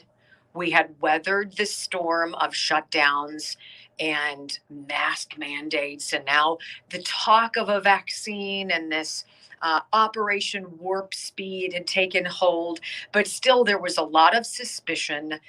People were very afraid. The media was doing a fantastic job of feeding the frenzy of fear with their daily updates that did nothing except push more fear. And so Senator Johnson holds this hearing and he asks these doctors, who clearly are frontline workers, to come forward with their individual experiences with alternate treatments. And a gentleman was speaking at this particular hearing, and he was deeply impassioned. You hear how I get very animated with things, particularly when it has to do with family matters or children. He was very animated, and his name was Dr. Pierre Corey. Now, Dr. Corey is a pulmonary specialist at Aurora St. Luke's Medical Center in Milwaukee, Wisconsin. It would make sense that Ron Johnson from Wisconsin would know Dr. Corey. As a pulmonologist, someone dealing with the lungs, Dr. Corey was emphatic about the danger of the ventilators. That this push to put people whose lung capacity, whose ability to breathe, get oxygen saturation into their bloodstream, into their bodies, was impacted by their COVID infection. Was seeing firsthand the damage being done by ventilation. And he implored everybody out there who could listen or would pay attention to his voice, stop doing that. We have a drug. And he said this. He touted ivermectin as a wonder drug used to treat parasitic infections. We know this. But the National Institutes of Health had not recommended using it for COVID-19 outside of clinical trials. Well, you know what? The Hippocratic Oath for a lot of medical professionals means they dance on the line. And they have to. Because if they see that their recommended treatment, i.e. ventilators, is doing harm that oath to not do harm is conflicting with, they'll try other things. Ivermectin, he found, universally worked. Nobody was dying. People were recovering. Those he gave it to were recovering in ways that weren't being talked about on the news. Quote, we're telling the world that this is the solution to COVID-19. We are telling the world that this is the solution to COVID-19, he said. We're facing a dangerous barrage of misinformation that ignores evidence and dismisses the scientific process, undermining our national response and belief in science. This is what the group testifying in front of Senator Johnson's committee was saying. Ivermectin works. You cannot find that video anywhere on the internet. It has been scrubbed. Why? Fast forward. Last week, Joe Rogan announces, or maybe 2 weeks ago, that he has been treated with ivermectin when tested positive for COVID. His doctor prescribed it to him in addition to a variety of other therapeutics. A Z-Pack, zinc, vitamin C, other things. He was dragged over the coals. All of these people, CNN, MSNBC, all these celebrities, talking heads, saying that he's taking a horse dewormer. Factually incorrect. And they knew it. Scratching his head. Am I going to have to sue CNN for what it's doing to slander me day after day? So you can imagine how intrigued I was when I saw this yesterday. Joe Rogan, yet again, saying something else. It blows my mind that Joe Rogan just yesterday admitted to taking ivermectin. Ivermectin is something more often used to deworm horses. CNN is saying I'm taking horse dewormer. Rogan telling his 13 million Instagram followers that he was treated with several drugs, and he included ivermectin on the list, a drug used for livestock. Rogan said the word ivermectin. Yes, that's the deworming medicine made to kill parasites in farm animals. Why would they lie and say that's horse dewormer? So things are clearly bad. But they're being made even worse by people who have refused to take the vaccine and instead are swallowing horse paste. Wait a second. He said that he got better because he ate cattle dewormer. They must know that that's a lie. You have individuals like Joe Rogan, for example, who don't want to take an experimental vaccine but will take horse dewormer. Well. If it isn't old horseworm Rogan. Ivermectin is often used to deworm livestock. Ivermectin apparently given to deworm animals. It's a lie on a news network, and it's a lie that's a willing. That's a lie that they're conscious of. It's not a mistake. Yeah. They're unfavorably framing it as veterinary medicine. Joe Rogan, he came down with COVID. He says he's been taking the livestock dewormer ivermectin. They lied and said I was taking horse dewormer. Ivermectin is a drug that is commonly used as a horse dewormer. They keep saying I'm taking horse dewormer. I literally got it from a doctor. You know, doctors say it. Doctors say you could take it for humans. Yeah, but not for coronavirus. He may not have gotten it from the feed supply store, but it's the same compound. When you have a horse deworming medication that's discouraged by the government, that actually causes some people in this crazed environment we're in to actually want to try it. That's the upside down world we're in with figures like Joe Rogan. Bro, do I have to sue CNN? He also acknowledged taking a controversial treatment designed for animals. Does it bother you that the news network you work for out and out lied, just outright lied about me taking horse dewormer? They shouldn't have said that. Why did they do that? I don't know. So that was the coverage of Joe Rogan saying, he did fine with ivermectin, and in quite frankly little time his symptoms abated and he got back to doing his thing. Well, so now listen to this.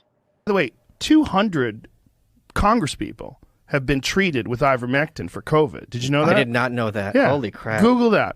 200. I believe you could probably find it in Dr. Pierre Corey's Twitter page. Yeah. Before there were vaccines, this was a common treatment, an off-label treatment for COVID. Now, I do not know what the motivation for demonizing this particular medication is. Again, I'm not a doctor and I'm not a scientist, but I would imagine some of it has to do with money. The reason being is that it is a generic drug now. The patent has run out. So anybody can make it, and it's worth like 30 cents a dose. Sounds like a perfect time to break out the BS board. Time to cut the crap, because Wendy's breaking out the Ireland Contracting BS board. I like how Joe Rogan plays coy there too.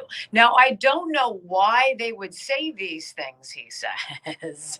I'm going to probably roll the dice and say it might have something to do about money, of course. And he knows, I know, and you know. I think the disgusting, disgraceful deceit of our government to allow people to die when they know that there is a readily available, in full supply drug that is used safely, that doesn't have gnarly side effects, that doesn't cause the VAERS vaccine adverse event reporting system to go bananas, that can solve your infection and get you back on your feet, people say, in a matter of hours. I'm looking at people on the stream saying they got it. They got ivermectin, and in 12 hours, they felt better. Let's do the dollars and cents of it. Of course, we know it's about $40 a jab. So the average person who gets vaccinated with the 2-cycle thing, 2-dose cycle, $80 a person, will just kind of guesstimate that. They never want this to end, ladies and gentlemen. It's all about more money. More. 5 to 11-year-olds. That's 28 million people times $80. 93 million Americans, they tell us, are still unvaccinated. Do the math. What does that work out to? How about $7,440,000,000? That is what it is about. Money, control, power, obedience, greed, and at the bottom of it all, evil. Pure evil. There's a reason you're not allowed to access information about ivermectin. There's a reason doctors who've spoken openly about it have been deplatformed. There's a reason they formed the group America's Frontline Doctors, because they've lost what they had for speaking out, but they're fighting. Wrong time, wrong fight, wrong people to push. Dr. Richard Rafferty and what he does, and I talk about every day, really strikes a nerve with me now. He runs the Disc Institute of Pittsburgh. He is the man who helps people with bulging, herniated, and degenerative discs heal. And he does it without surgery, which is the really baffling and fantastic part of this. He's got a 98% success rate with intra-disc neutrosis. And there's a reason, again, why people come from all around to meet Dr. Rafferty. Can you help me heal? So what he does doesn't just help ease your symptoms. He helps your discs heal. Somebody very close to me, my best friend, was just diagnosed with degenerative disc disease. And the feeling in his hands, he knows that something's wrong because his fingers go numb and he's never comfortable, always in pain. Dr. Richard Rafferty fixes people. He can fix you. 412-906-9600. You can imagine how happy I am to share his name with my friend. PittsburghDiscInstitute.com. Go see him today, please. When we come back, the reason why the whole ivermectin obvious issue, why they don't want you to get it, why they don't want you to have it, why they don't want us to talk about it, laid out beautifully by Dr. Doom himself. I'm not so sure he meant to say this part out loud. Coming up next on the Wendy Bell Radio Show.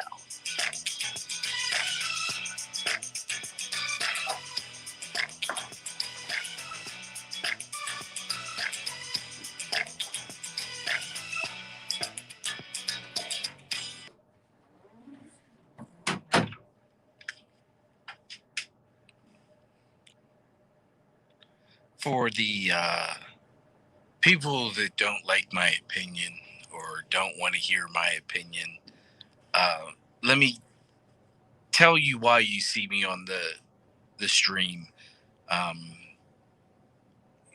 It's because people don't talk for 3 hours. And me talking gives Wendy a little bit of a break. It lets her regroup. It lets her think about the next segment. It lets her get her thoughts together. That's more or less why I do this. I'm not looking for people to say anything positive about me. It's just a matter of everyone needs a break. To talk for 3 hours with having no break would be extremely, extremely difficult. And so it's either it just sits there and nobody talks, or I talk. And I hope she comes back soon because she's supposed to talk again.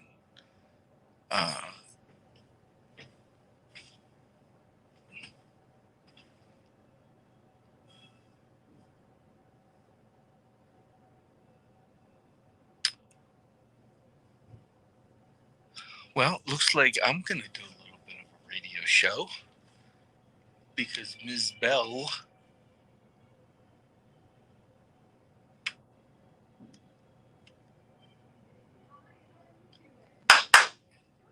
Hey, 15 seconds. Whew, she made it. Battlegrounds.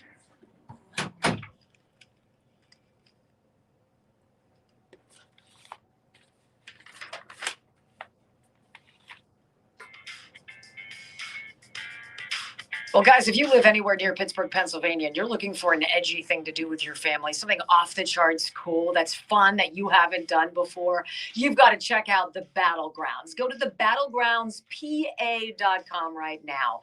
This is an amazing place. Your private party can feature a wide variety of Nerf, airsoft, bow tag, rivals, slingshots, and more. No matter what you choose, there's always an activity for you and your group to enjoy. All the proper safety equipment provided. Every party features 2.5 hours of pure fun. Hey, and if you don't go, you got to check out their videos. Go see the videos, the walkthroughs of their 2 Nerf fields and 2 airsoft fields. Blow your mind. Awesome place, the battlegroundspa.com. Call 412-530-2192. And remember, don't just play the game. Be the game at the Battlegrounds.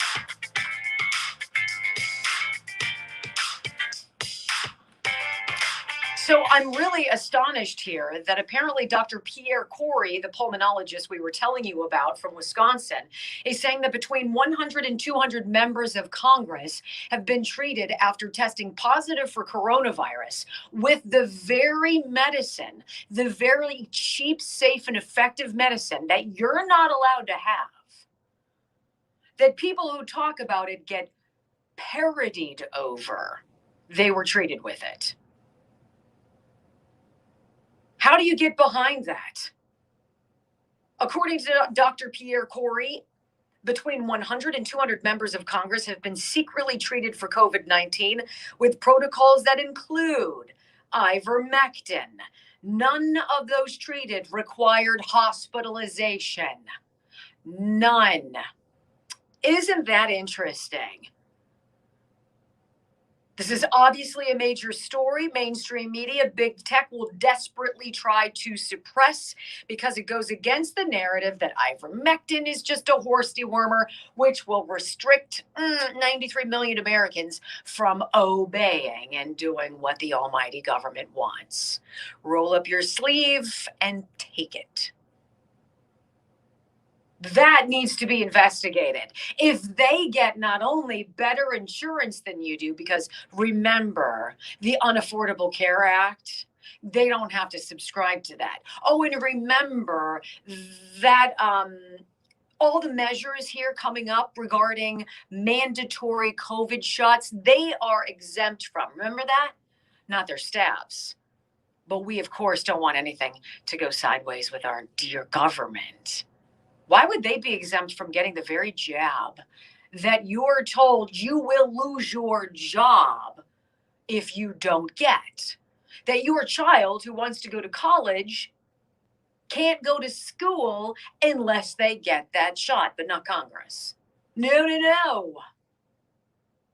For thee, but not for me. This is where Dr. Doom comes into play. Very interesting.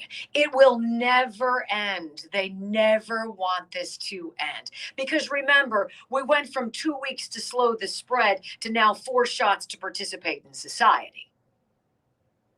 Listen to Dr. Doom talking to Katie Couric. My, how she has fallen. Right? Listen to this and it'll all make sense. We know we can deal with the Delta variant really quite well.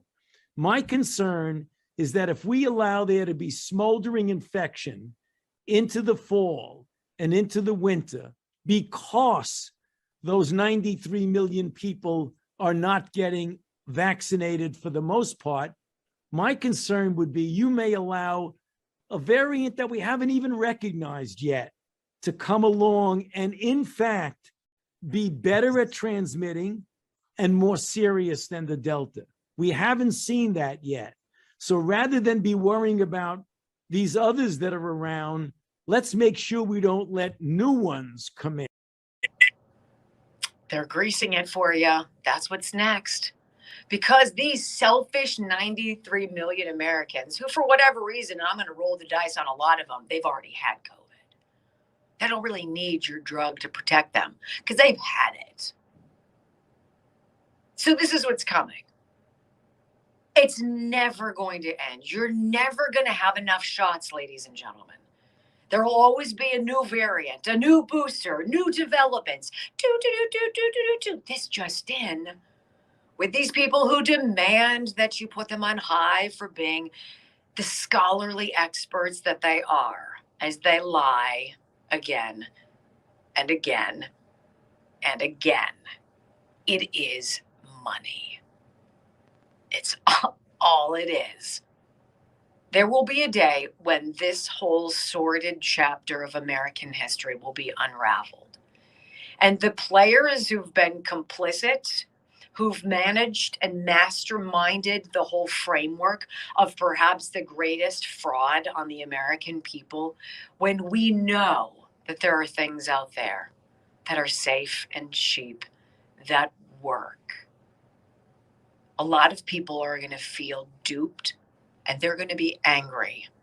And I hope that there are not side effects that impact them for the rest of their lives. Coming up, what we're going to do, opening our lines. Wendy Bell Show wants to hear from you. 833 WBR Show. We believe since we're in this together, you and I, trying to save our country. I like to talk about what I like to talk about. You might have some different stories, some different ideas. And this is the opportunity for you to let us know. What floats your boat? What has you going today? What do you want everybody else out there to know? Pick up the phone. Give us a call. The floor is yours. 833 WBR Show, the Wendy Bell Radio program, coming back right after this.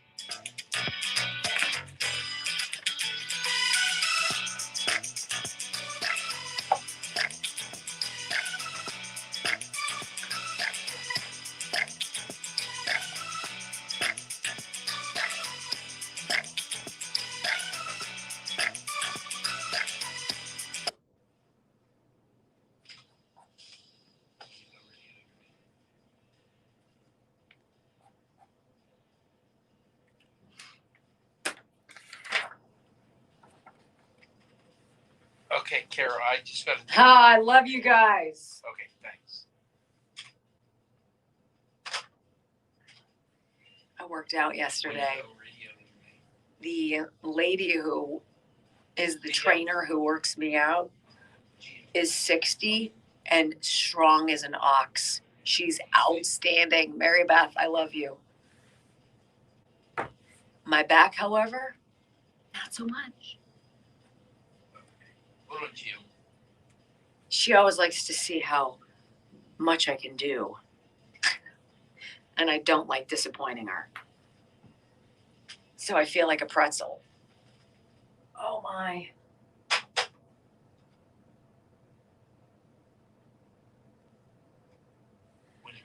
Oh my.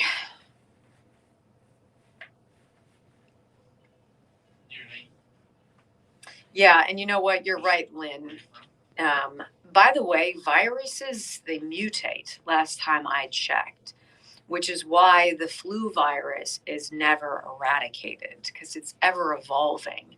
And I think when you try to put out an inoculation against it, it mutates, it modifies, and it becomes something else, which is why it's always such a roll of the dice to see if the predominant strain of flu that's in the vaccination, that, by the way, I get and my children get, if that's going to be the one that's going to be the dominant strain that flu season. You don't know.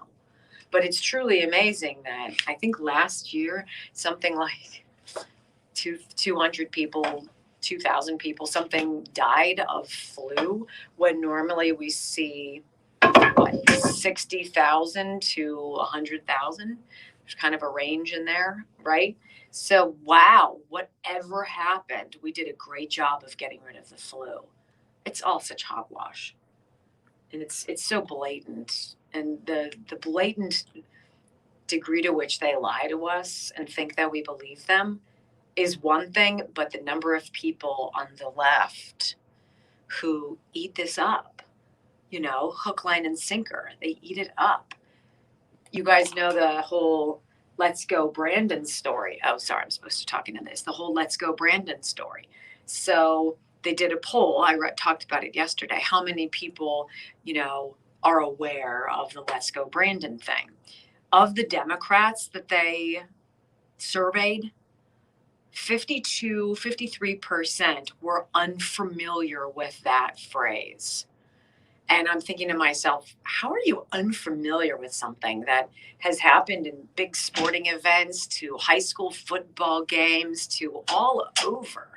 How are you unfamiliar? Well, you're unfamiliar when CNN is your only source of news, when all you pay attention to is the New York Times or the Washington Post or MSNBC. That's your only source. So there's a reason people are eating this up. All the garbage that we know is garbage.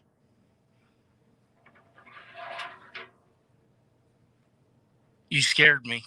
Oh, 15 seconds. That's the only break that's short. That's our shortest break. You walked off, I'm like, because I looked up and I immediately thought, it's the top of the hour? And it was like, I beg your pardon. Not a good choice. I won't do that again. No. I mean, you made it back. But then I saw the gentleman walk by and I'm like, oh, please don't talk to her. That's why I was clapping. I'm like, I thought for sure he was going to, because he stops every time and talks. Right. I thought for sure, I'm like, oh, this isn't the time. People like to talk to me because I'm fabulous. Or he's lonely. Wow. Not very nice. Hey, I'm just throwing options out there. It's all about choice. Uh-oh, we lost line one. Oh, we'll be fine. No, I know. I wanted to hear what she had to say. That's a bummer. Call in. Love to talk to you guys. I enjoy hearing what you say. Well, that's good. I explained to people, too, why I talk during the break. Oh, that's to good. Give you a break. Because someone said they didn't like me talking. 3 hours is a long time to talk. Ron? Okay, hold on, Ron. Yes, you guys see me struggle with these stupid lips. I'm going to have to get rid of every lipstick I have because something in it is making me allergic. Sucks. It's like the only feminine at least thing you that have I your do. sassy tops. I do have my sassy tops. Thank you for saying that. My sister-in-law Tracy bought me this. I love it. I didn't say that was sassy. I said it is sassy, do and have. you know that it's sassy. There's a fuzzy on here. All right. We got Gio. I like Gio.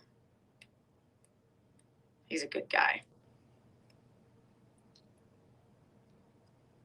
I love that Bill's saying Divock. Is it Divock? Divock? I don't know. I go with Divock. Divock? But then again, Walk. you'll correct me anyway. So Yes. Well, I mean, it's what I do. Right. You know what I'm excited to do today? Clean my car. I got to put the Wendy Bell sticker up, the Wendy Bell radio sticker. It looks really good on your car. I like how you did it, but mine is really dirty, and I don't want to put it on a dirty window. So I'm going to go and I'm going to spend some time. Did you see what's in the back seat of mine? No. You'll have to look when you walk out. A body? Brock makes people see the rednecks in Pittsburgh. Embarrassing. What? My Yinzer is coming out, apparently. No, it's a big bear. You have a big bear. Is it a teddy bear from your youth? No, it's a stand-up, probably 4.5 feet, 5 feet tall bear that holds a tray. Why? Well, you could throw your keys there. I'm going to dress them up. I have multiple bears. I like bears. I wouldn't know. I've never been to his house. Except when I was picking him up when he didn't have a car. My power steering went. Back off. Jeez. Sure, I'll be there for you. Wow. How about getting off the cross? Facts to take on the woke politicians, triggered leftists, and the corporate media. You just got to try harder not to suck. Live across the fruited plain and from sea to shining sea, you're listening to the Wendy Bell radio program.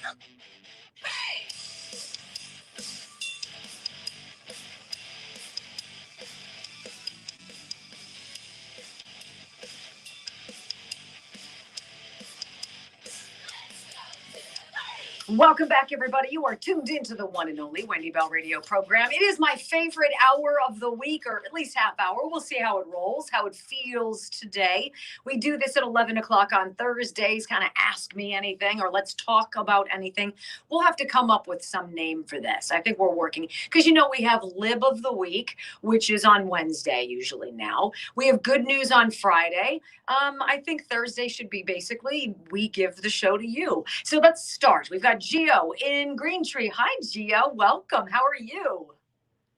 I'm doing awesome. Good morning to both of you. An awesome show. Thank you. I have a question. Uh-oh. Your buddy, Mr. Dr. Doom, what do you think is going to happen to him after all this is said and done? Nothing, sadly, which is gross. Nothing? No, I don't. What do you think, Gio? You tell me. Well, people that I know that are tuned in are telling me that he's untouchable and nothing will ever happen to him. So I guess you agree. I do agree with that. I mean, what I want to happen to him involves something that I think our administration is never going to do. And that's be open and honest and actually give a crap. And I don't think that's not reality. Well, it's a little disappointing to hear. However, hope for the best, and maybe something big enough will hit the airwaves where people will question and maybe push enough buttons to get him out. I don't disagree with you, Gio, and I appreciate you. Give Carol my best. Thanks for the call, my dear. Let's get out to Kathy in New York. Hey, Kath, welcome. Hi, Wendy. How are you? I'm good. What's up? So, first off, thank you both for being patriots and giving us the voice that we are lacking, especially, sorry, there goes my bills thing. No, you're great. I just want to let you know that, yes, ivermectin does work. My husband had COVID in February, almost to the point of being hospitalized. Before I said enough is enough, I reached out to America's doctors, was able to get him on nebulizer, ivermectin, all the vitamins. He came through with flying colors within 5 days of starting it. My father-in-law, who's 87 years old, just had it 2 months ago. Same thing. I didn't even wait.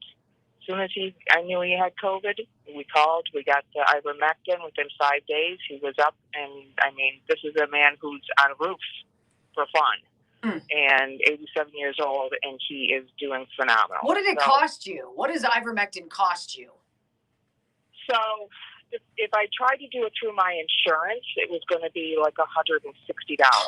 What? And by paying out of pocket, it cost me $52. Right. I took it prophylactically.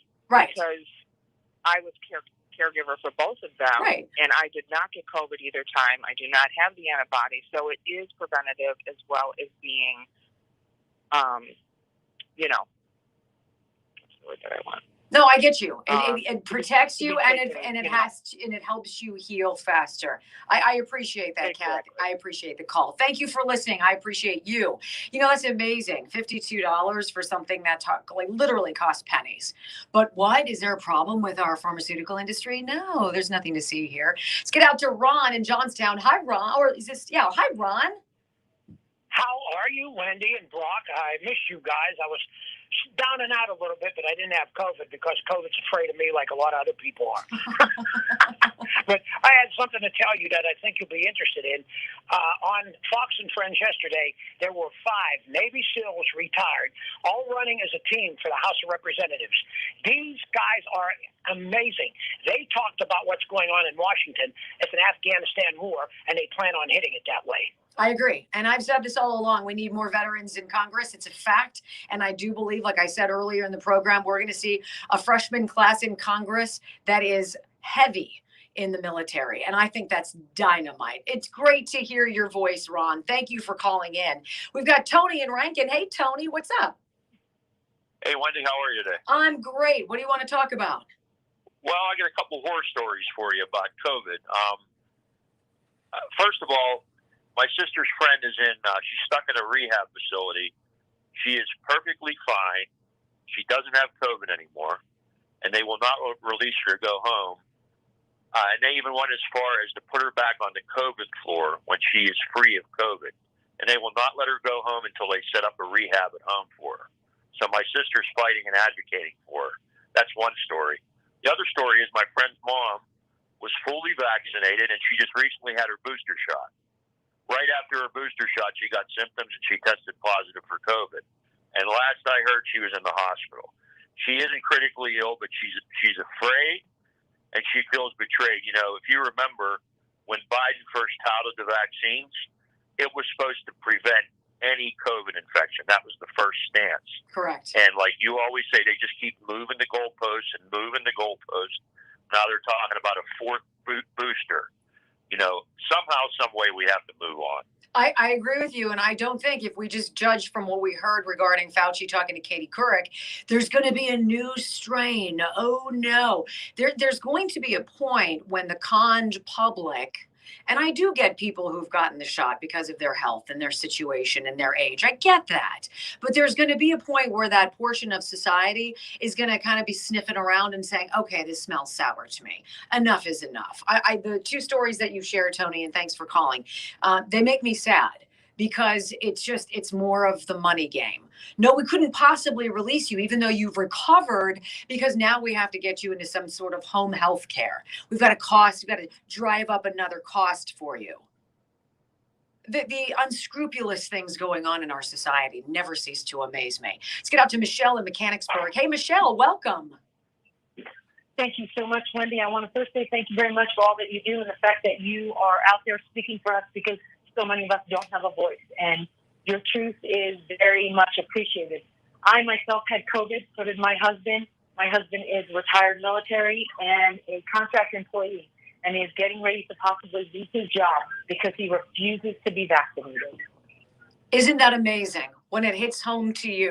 Yep, you know, it's just a news headline until it's you. Yep, and he's got antibodies. I've got proof that he's been vaccinated. And at the end of the day, a man who has served his country, not that he's any better than anybody else, but he served his country, he did his time, and now they're thinking about taking his job from him. It's absolutely a shame. We need you to keep speaking up for us. Amen. And I would say this, do not quit. Please make sure he does not quit. Well, there's one thing that people who know me will tell you. I'm Italian. I'm from New York. Don't touch the people I love. Amen. I won't be dying over this. It's because I'll be fighting for me and for him. Amen. And this is what we talked about at the beginning. It was the whole monologue. You've chosen the wrong time. You've chosen the wrong battle, folks on the left. We are not going to lose this fight. I can tell you that. Thanks so much, Michelle. Let's get out to Ron in Indiana. Hi, Ron. Hi, how are you today, Wendy? Great. Go ahead. What's up? Well, I'm a 71-year-old veteran, Army veteran, and I had a thing come to my mind just a few days ago, and I thought I'd share it with you. Back during the 80s, I don't know if you recall or know anything about the moral majority that was sweeping across our land. Sure. And the far left, they used the premise that you cannot legislate morality, okay? And they used that premise to zilch whatever moral majority was trying to get accomplished, to not mandate, but to try to control what was happening in our community pertaining to pornography and everything else with that. Now, if you look at it from the perspective of what's happening in our country today, we are legislating immorality from the left. 100%. They're going full circle from what they proposed was not right, and they're doing the very thing they said what was against. 100% correct. So I just wanted to share that, let people know that they've gone the completely opposite. I agree. Ron, I think that was a shrewd observation. I'm glad you called to share that. Thank you. How about Dylan? Dylan's in York. Hi, Dylan. Hey, Wendy. How's it going today? Great. Go ahead. What's up? Hey, so honestly, what's going to happen on December 8th? My real fear is everyone's going to have a mass protest, walk out, and there's going to be, like, the economy's going to stop. What do you think about all that? I know you've been talking about that lately a lot, and that's my biggest fear of what's going to happen. It might have to happen that way. I mean, literally. And that's why I said that this 4 years that we're limping through, it's a great question, Dylan. Thank you. That these 4 years that we're limping through, we have to. I mean, it's not enough for just people like you and like me who are common sense. And whether you're a common sense conservative or you're a moderate or even a common sense Democrat, the longer this goes forward, the more you get to see what was at stake in 2020, which so many of us were fighting. What we told you. You've got to see the fruits of this. And if that means it has to be absolutely destructive, then so be it. And and that's not to say that I want that to happen. But if there's a show of force and people walk out and things go really south, well, who's going to look bad in all of that? Joe Biden. There you go. Let's go, Brandon. Let's go, Brandon. I do like that more than you know. Thank you. Hey, keep the calls coming. We're going to keep you guys up here for a while. So I enjoy hearing what you have to say. Thank you. You know, I do want to take a brief moment here before the break to tell you about Bruce Freshwater's business at Sierra Experts. When you're really smart and you know all about computer technology and software and engineering, and you want to create a business that helps other businesses put their best outward expression of themselves online with just kick butt websites and social media marketing and all the bells and whistles that goes with that, you know what? You need a team, and your team is brilliant, and they're called Sierra Experts. These folks are experts in website design, digital marketing, custom-made software development, network monitoring, even backup and disaster recovery. You need the best people on your team. You need Sierra Experts. No matter where you live, don't think you can't afford them, because they'll work with you. 412-379-8333. 412-379-8333. Go to SierraExperts.com. More Ask Me Anything. Let's chat coming up right after this.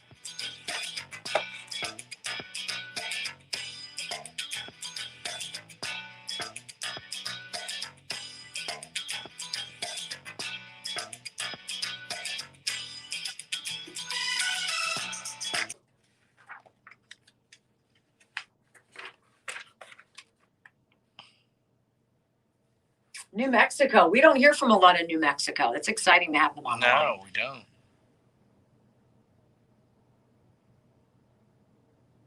You know, if we even just sat down and charted how wrong all of this is, all of the BS research money that went into studying this stuff, the connections with EcoHealth Alliance and Ralph Barrick at University of North Carolina at Chapel Hill, the money that went through the NIH and the NIAID, the work with the Bat Lady in Wuhan, how many of our Congress people are connected and investors in China? I mean, if you looked at that, if you were to follow that trail, I mean, just look at Joe Biden and his crime family. It's obvious. right? And then you think about, oh, all the coverage of it. Oh, it was in a wet market. I mean, it's like the worst. It's like the Benghazi was because of a video. I mean, their lies are so bad. They're no Ricardo Montalban. They've got to really up the game because we're onto it. Literally. Think about all of the BS that you've been lied to regarding. Well, I think all they're doing is proving what we've said a bunch of times, and that there's no money in you being healthy. Mm-hmm. That they want you sick because they can push their pills, and which is fine. Like that's your, you know. That's your industry, and it's been your corrupt industry Right. for far too long, Big Pharma. But saying that a drug doesn't work, which we now see that Congress has used, and it we've does known work. It's worked for more than a year. So you're proving it's about the money. That freaking Uttar Pradesh in India. Think of all these offshoot stories that we've spoken about on this program. It's dissecting all of it from Big Pharma, how much money they make in the United States vis-a-vis other countries. I mean, all of the details that we've dug into. When have we been wrong? Honest to God.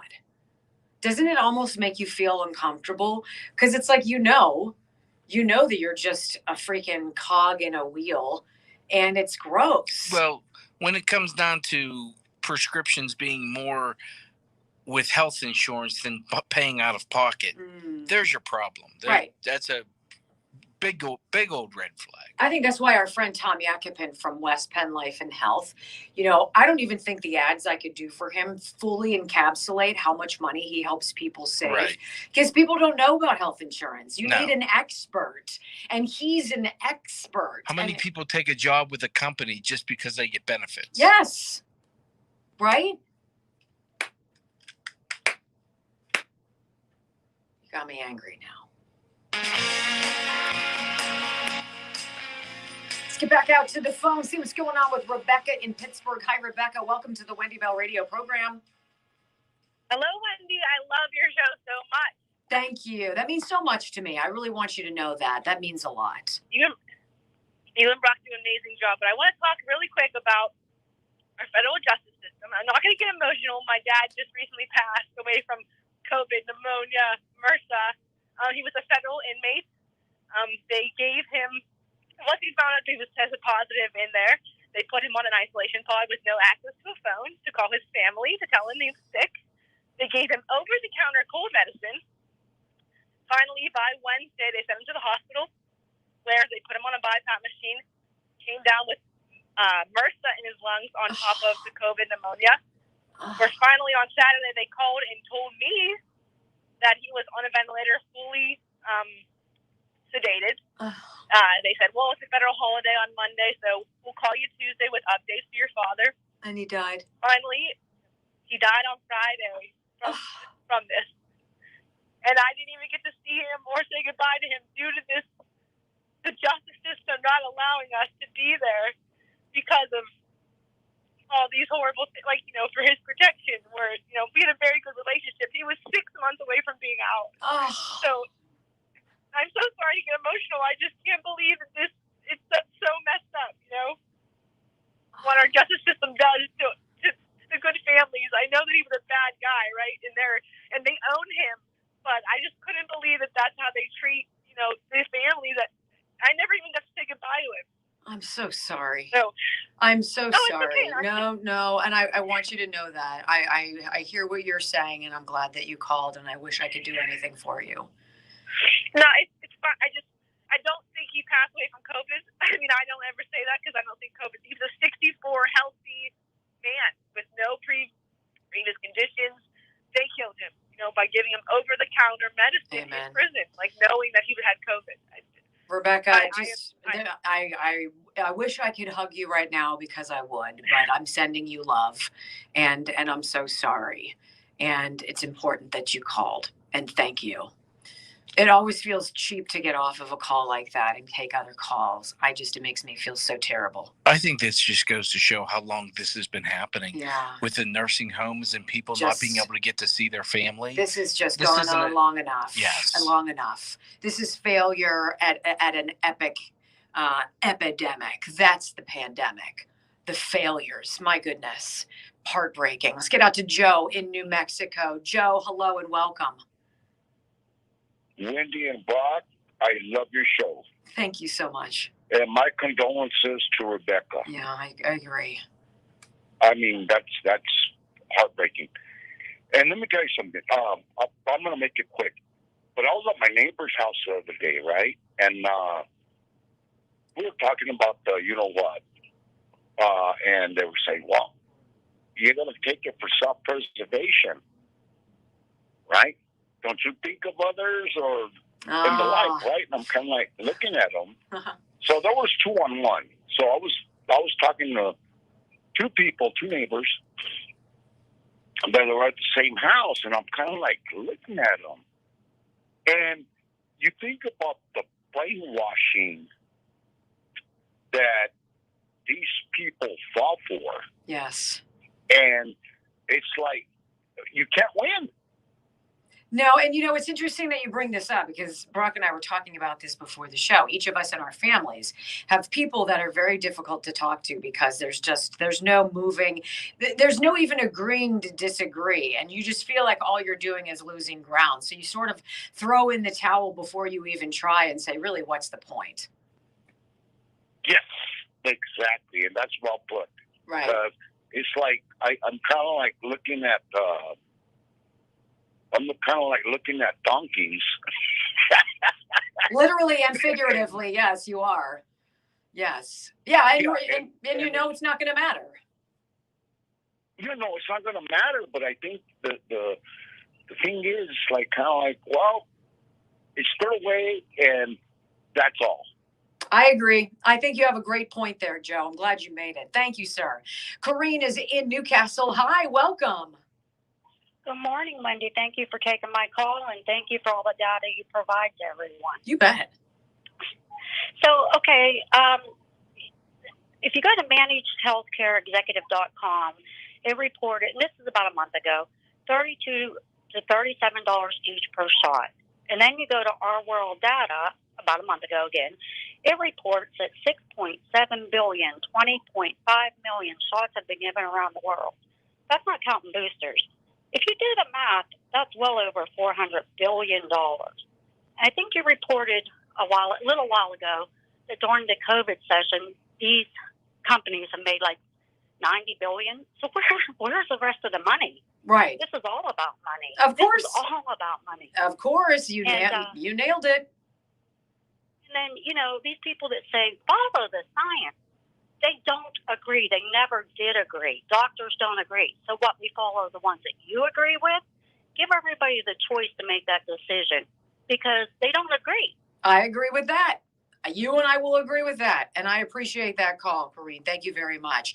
I am going to, I'm going to say this. I'm going to take a few more calls after the break because I really do miss hearing what you guys have to talk about. So please, we'll do this for several more minutes. So hang tight with me on the phone lines. 833-WBR show. Thank you. That call just absolutely broke my heart. I really have to say, to anyone who has been impacted by the politicization of DIVOC. There's an actual human toll here, and it hurts, and I know it hurts. You're listening to the Wendy Bell Radio program.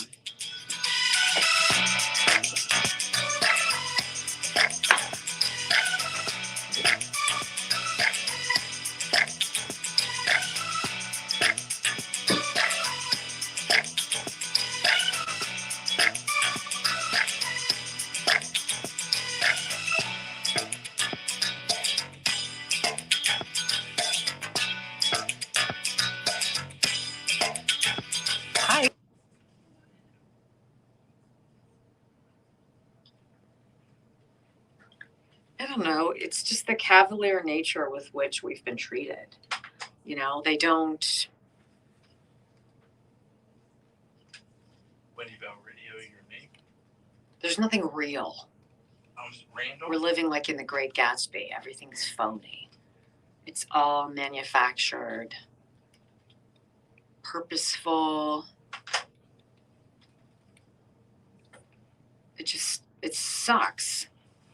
And I really think that we're going to see a new country as we come out of this. And it's going to be conservatives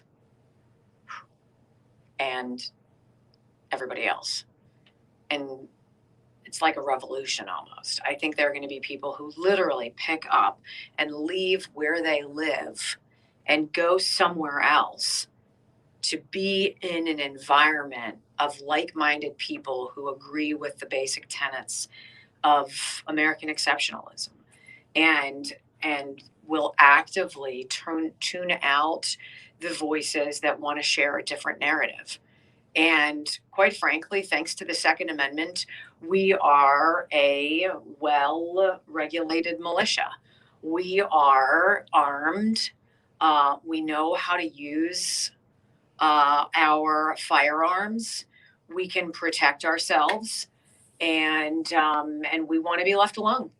We want to live our lives the way we want. We're not down with the abuse of government. And I believe we are going to see that pendulum swing in such a way that the progressive ideas, they will all have to go somewhere else, whether it's California or it's Oregon or it's Seattle. I mean, literally, Brock knows people who are intimately connected to him, who've left places that are severely overrun by rampant liberalism, just out of their mind, progressivism, that have sold their dream houses to move to places that are more in line with their values. Well, at least that liberal part turned out for the good. Yeah, right. But, we're going to see fracturing in families where people just, Stop. They just stop, and blood is important. Blood is super important, but blood does not create happiness. And there are some relationships that you have to either tone back in a big way, keep at a very safe distance, just because, as our friend from New Mexico was saying, there's really no point in trying to. We're well past reason. We're well past logic. There are some very, very educated, intelligent, book smart people out there who've sold their common sense to the one channel thought, and that is that the government knows what's best for me. I've never thought that way. Not ever thought that way. And the sad thing is, how many of them go for second opinions with doctors? People you should be able to trust, doctors, but you'll buy into the government CNN without questioning. And the scary thing is, how many doctors are really telling the truth? So you have doctors who've been browbeaten, particularly if they're owned by these big conglomerates. These are the talking points. These are the marching orders. And because of that, the contract that you signed, if you fiddle with us, you're not allowed to work at a competing hospital within X number of miles of one of our hospital systems, which puts you in another state. I'm surprised an attorney hasn't broken that yet. It's the money. I mean, they're the biggest employer in Pennsylvania.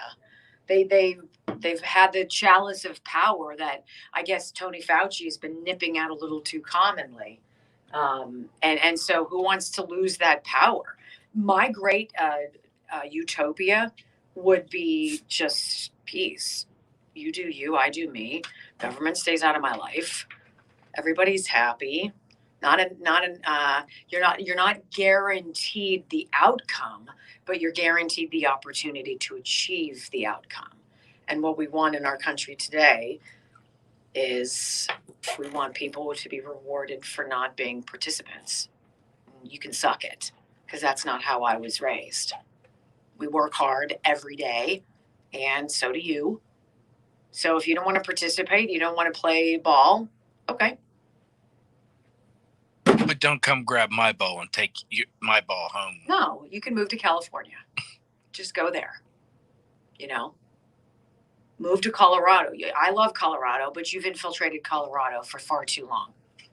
Yeah, they're coming from California. And by the way, if you want to go to Texas, watch out, because the Texans will make sure you don't infiltrate their school boards. That's what you have to do. Pay attention to these people who pretend to be what they're not.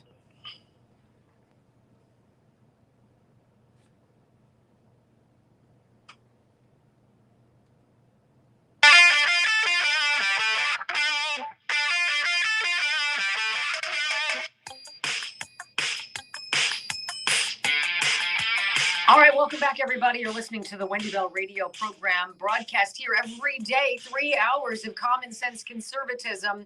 Let's hear what's going on with Patty in Greensburg. I love when our lines are hot for you and that you're phoning in. What's up, Patty? I have a quick question. You mentioned it a couple of days ago. Was the company other than AARP? What was the company, I guess, maybe you're affiliated with? AMAC. I'm not affiliated with them, but I am a member. Okay. AMAC, and I forget what the acronym stands for, but I like them way more. I love one that they don't give money to Black Lives Matter. That's a big thing. But they do speak to the common. They do speak to the conservative values.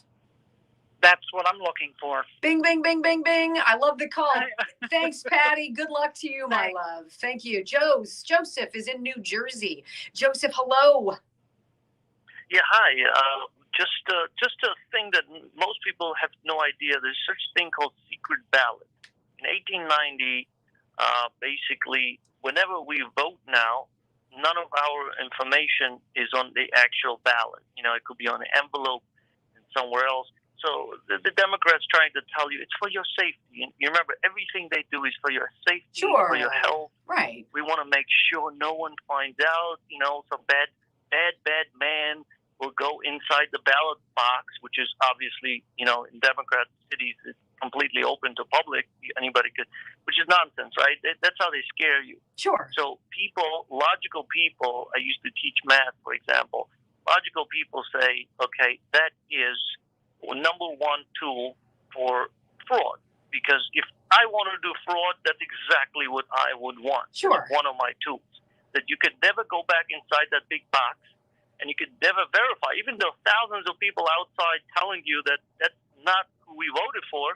You'll be like, nope, I see right here 60% of the papers say that you did. Right. And they all chanting, let's go Brandon, 120,000 people, and we're like, nope, this guy is the most popular guy. So basically, until we change that, I agree. We could stand on rooftops and scream all we want. You could have millions of people on the street screaming for your candidate, and their candidate will always win. Well, because that's what they do. They shove in those ballots, and there's no way for you to check. If we would not have this, if you would be like your medical record is totally secret. Agreed? Everybody agrees with that. Democrats, Republicans. Unless it's COVID, unless right? it's this virus, because now everybody is supposed to know, right? It's all public, right?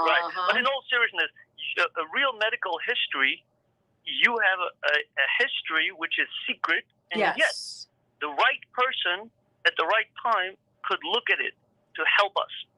Same thing should be with our ballots. I don't disagree with you. And here's how I'm going to combat what you're saying. And I agree with you, Joseph.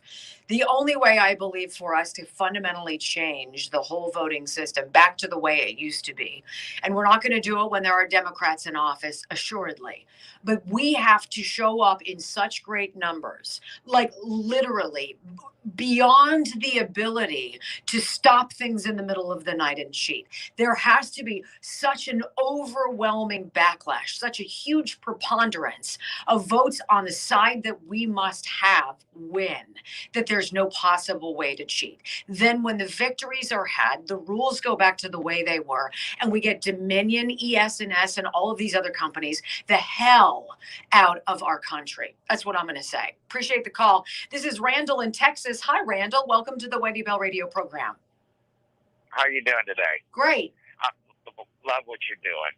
I listen on Facebook, so I hear the comments between the breaks. Mm-hmm.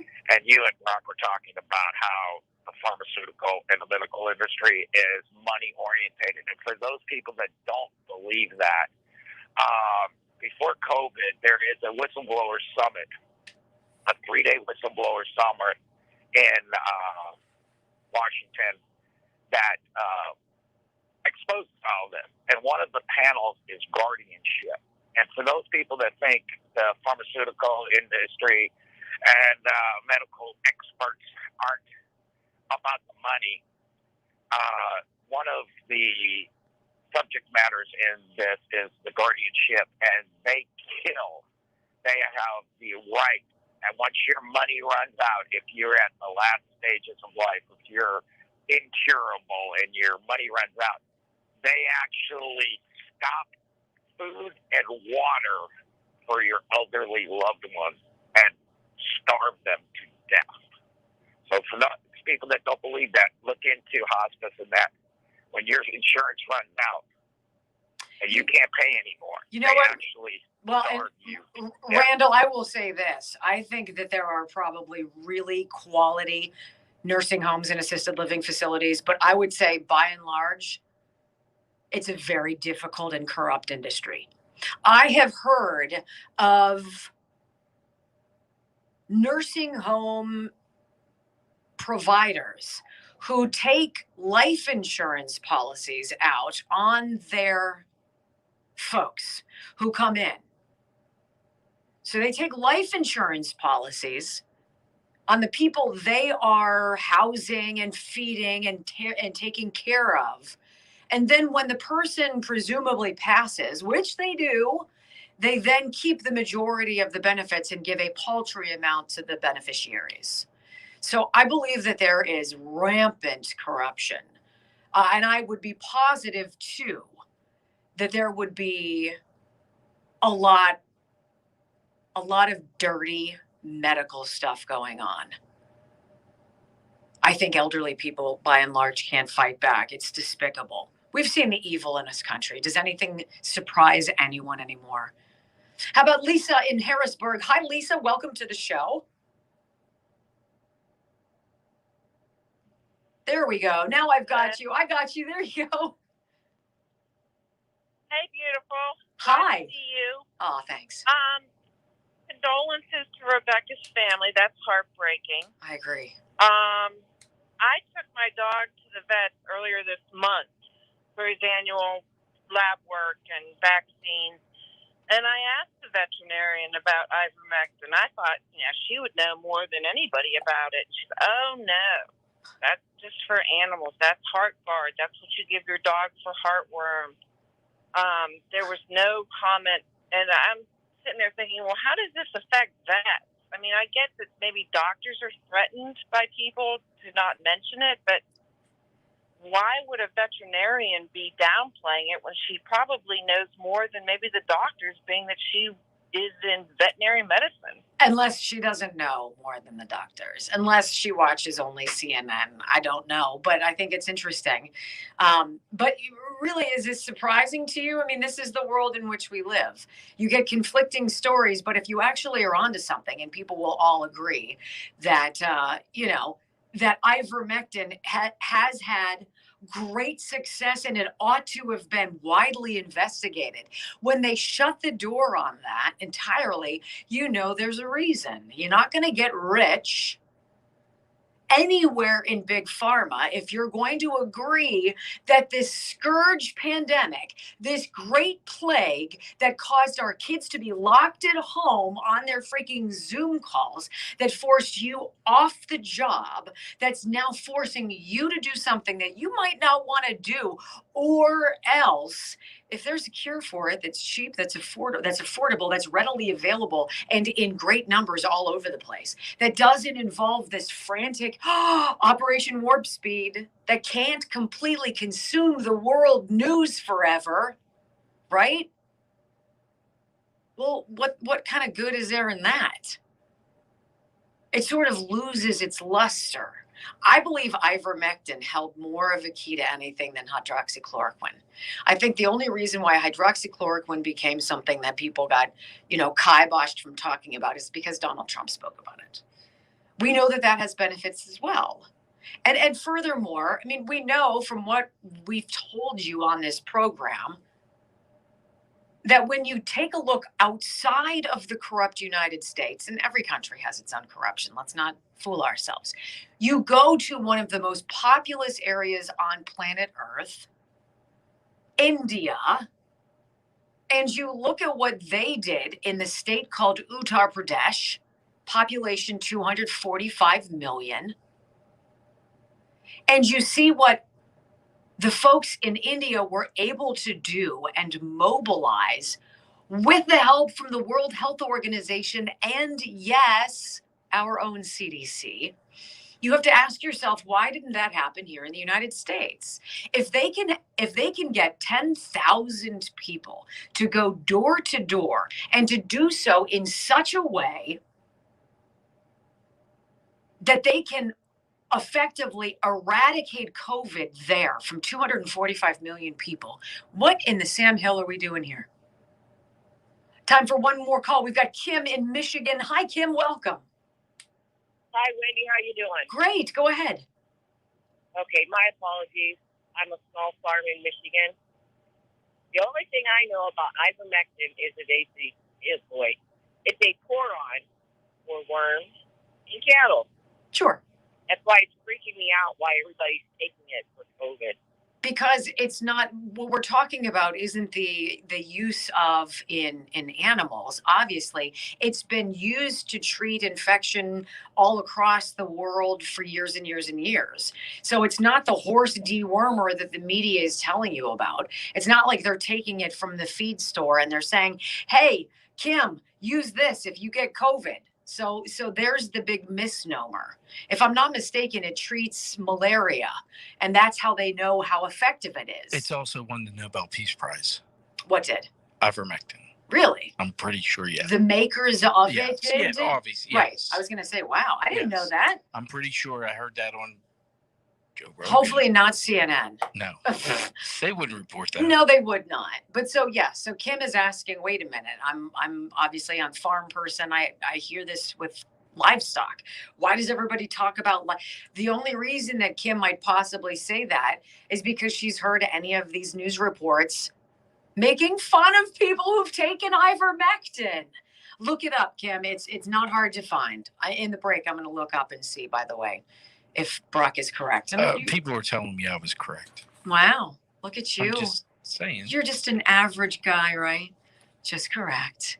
Well, you know what? That's outstanding. But by all means, let's not let Americans get their hands on it. By all means, if you want to talk about it, vilify you. And you know what? If it hadn't been Joe Rogan, with the reach that he has, the following that he has, they probably would have gotten away with the smear. Unbelievable. I want to thank Kelly Morgan and her family. They own Morgains Fitness. There's 4 locations, Somerset and Cambria counties here in Pennsylvania. And they invite you to come inside their gyms. Their gyms are special because of the people behind them, the services that they offer. If you're willing to get in shape, if you're ready to actually buckle down and do the work that's involved with getting in shape, this is the place to do it. They are patriots, but they care about you, the individual. Everything they have inside is based around you. 24/7, their hours, membership options to suit your needs. They have childcare. They do certified personal trainers, group fitness classes, metabolism testing, body composition analysis, all the bells and whistles that you need to get your body right. Make the call, get online, join, and take charge of your life. Morgainsfitness.com. It's spelled MORGAINZ. Fitness.com. When we come back, I know a lot of you disgusted by the developments with Dr. Doom and his puppy torture experiment, then with the chimps. And we were saying, wait a minute, where's PETA? Hello, where are you? Or do you only get behind, people who break the law? Seemingly. Their response to Dr. Fauci. Interesting stuff coming up on the flip side of the Wendy Bell Radio program.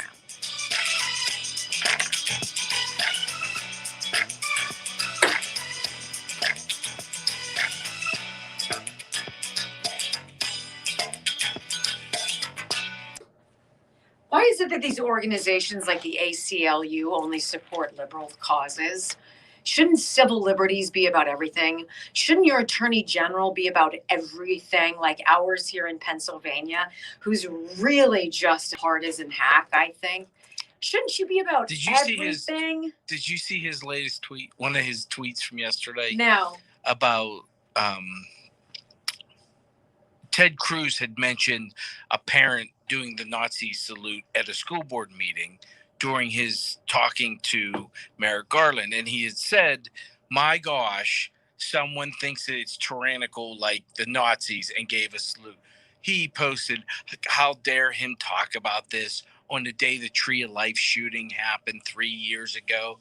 I'm like, you of all people who did not show up, and you of all people, you're bringing that up. You're putting them together. It's your lack of empathy towards these people that are still struggling with family members with the Tree of Life. You brought it up. Yes, You those put it in a of you who don't live where we live in the land before time, the synagogue shooting, that horrendous shooting, Donald Trump came here to Pittsburgh to pay his respects and to meet with Rabbi Jeffrey Myers, who was such a guiding light through really dark, stormy times. And none of our leaders particularly took in the Jewish time. community, but anybody who's got a heart feels this. And nobody came. Not the governor, the lackey that he is, not our loser mayor. Oh, he was at the Pens game that night. He was at the Pens game, or the county executive, who's a lackey as well. None of them, not the attorney general. Nobody came to welcome the president of the United States, to put their politics BS aside. JD. It's nice, isn't it?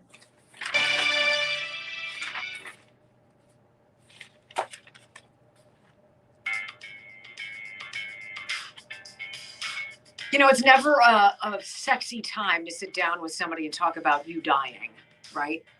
To sit down with a lawyer and say, okay, this is how I've worked all my life. These are my assets. Someday I'm not going to be here anymore. I got to figure out what I'm going to do with this. Can you help me? Who wants to do that? It's so important for your peace of mind to get those ducks in a row. And the estate lawyer I trust is the one I use, and his name is John D'Onofrio. He's got 40 years of experience. He can navigate the legal maze, oftentimes helping you avoid the crippling penalties of taxes. We pay enough, for God's sakes. John D'Onofrio knows how to help you out. Give him a call today, 412-928-2068, 412-928-2068.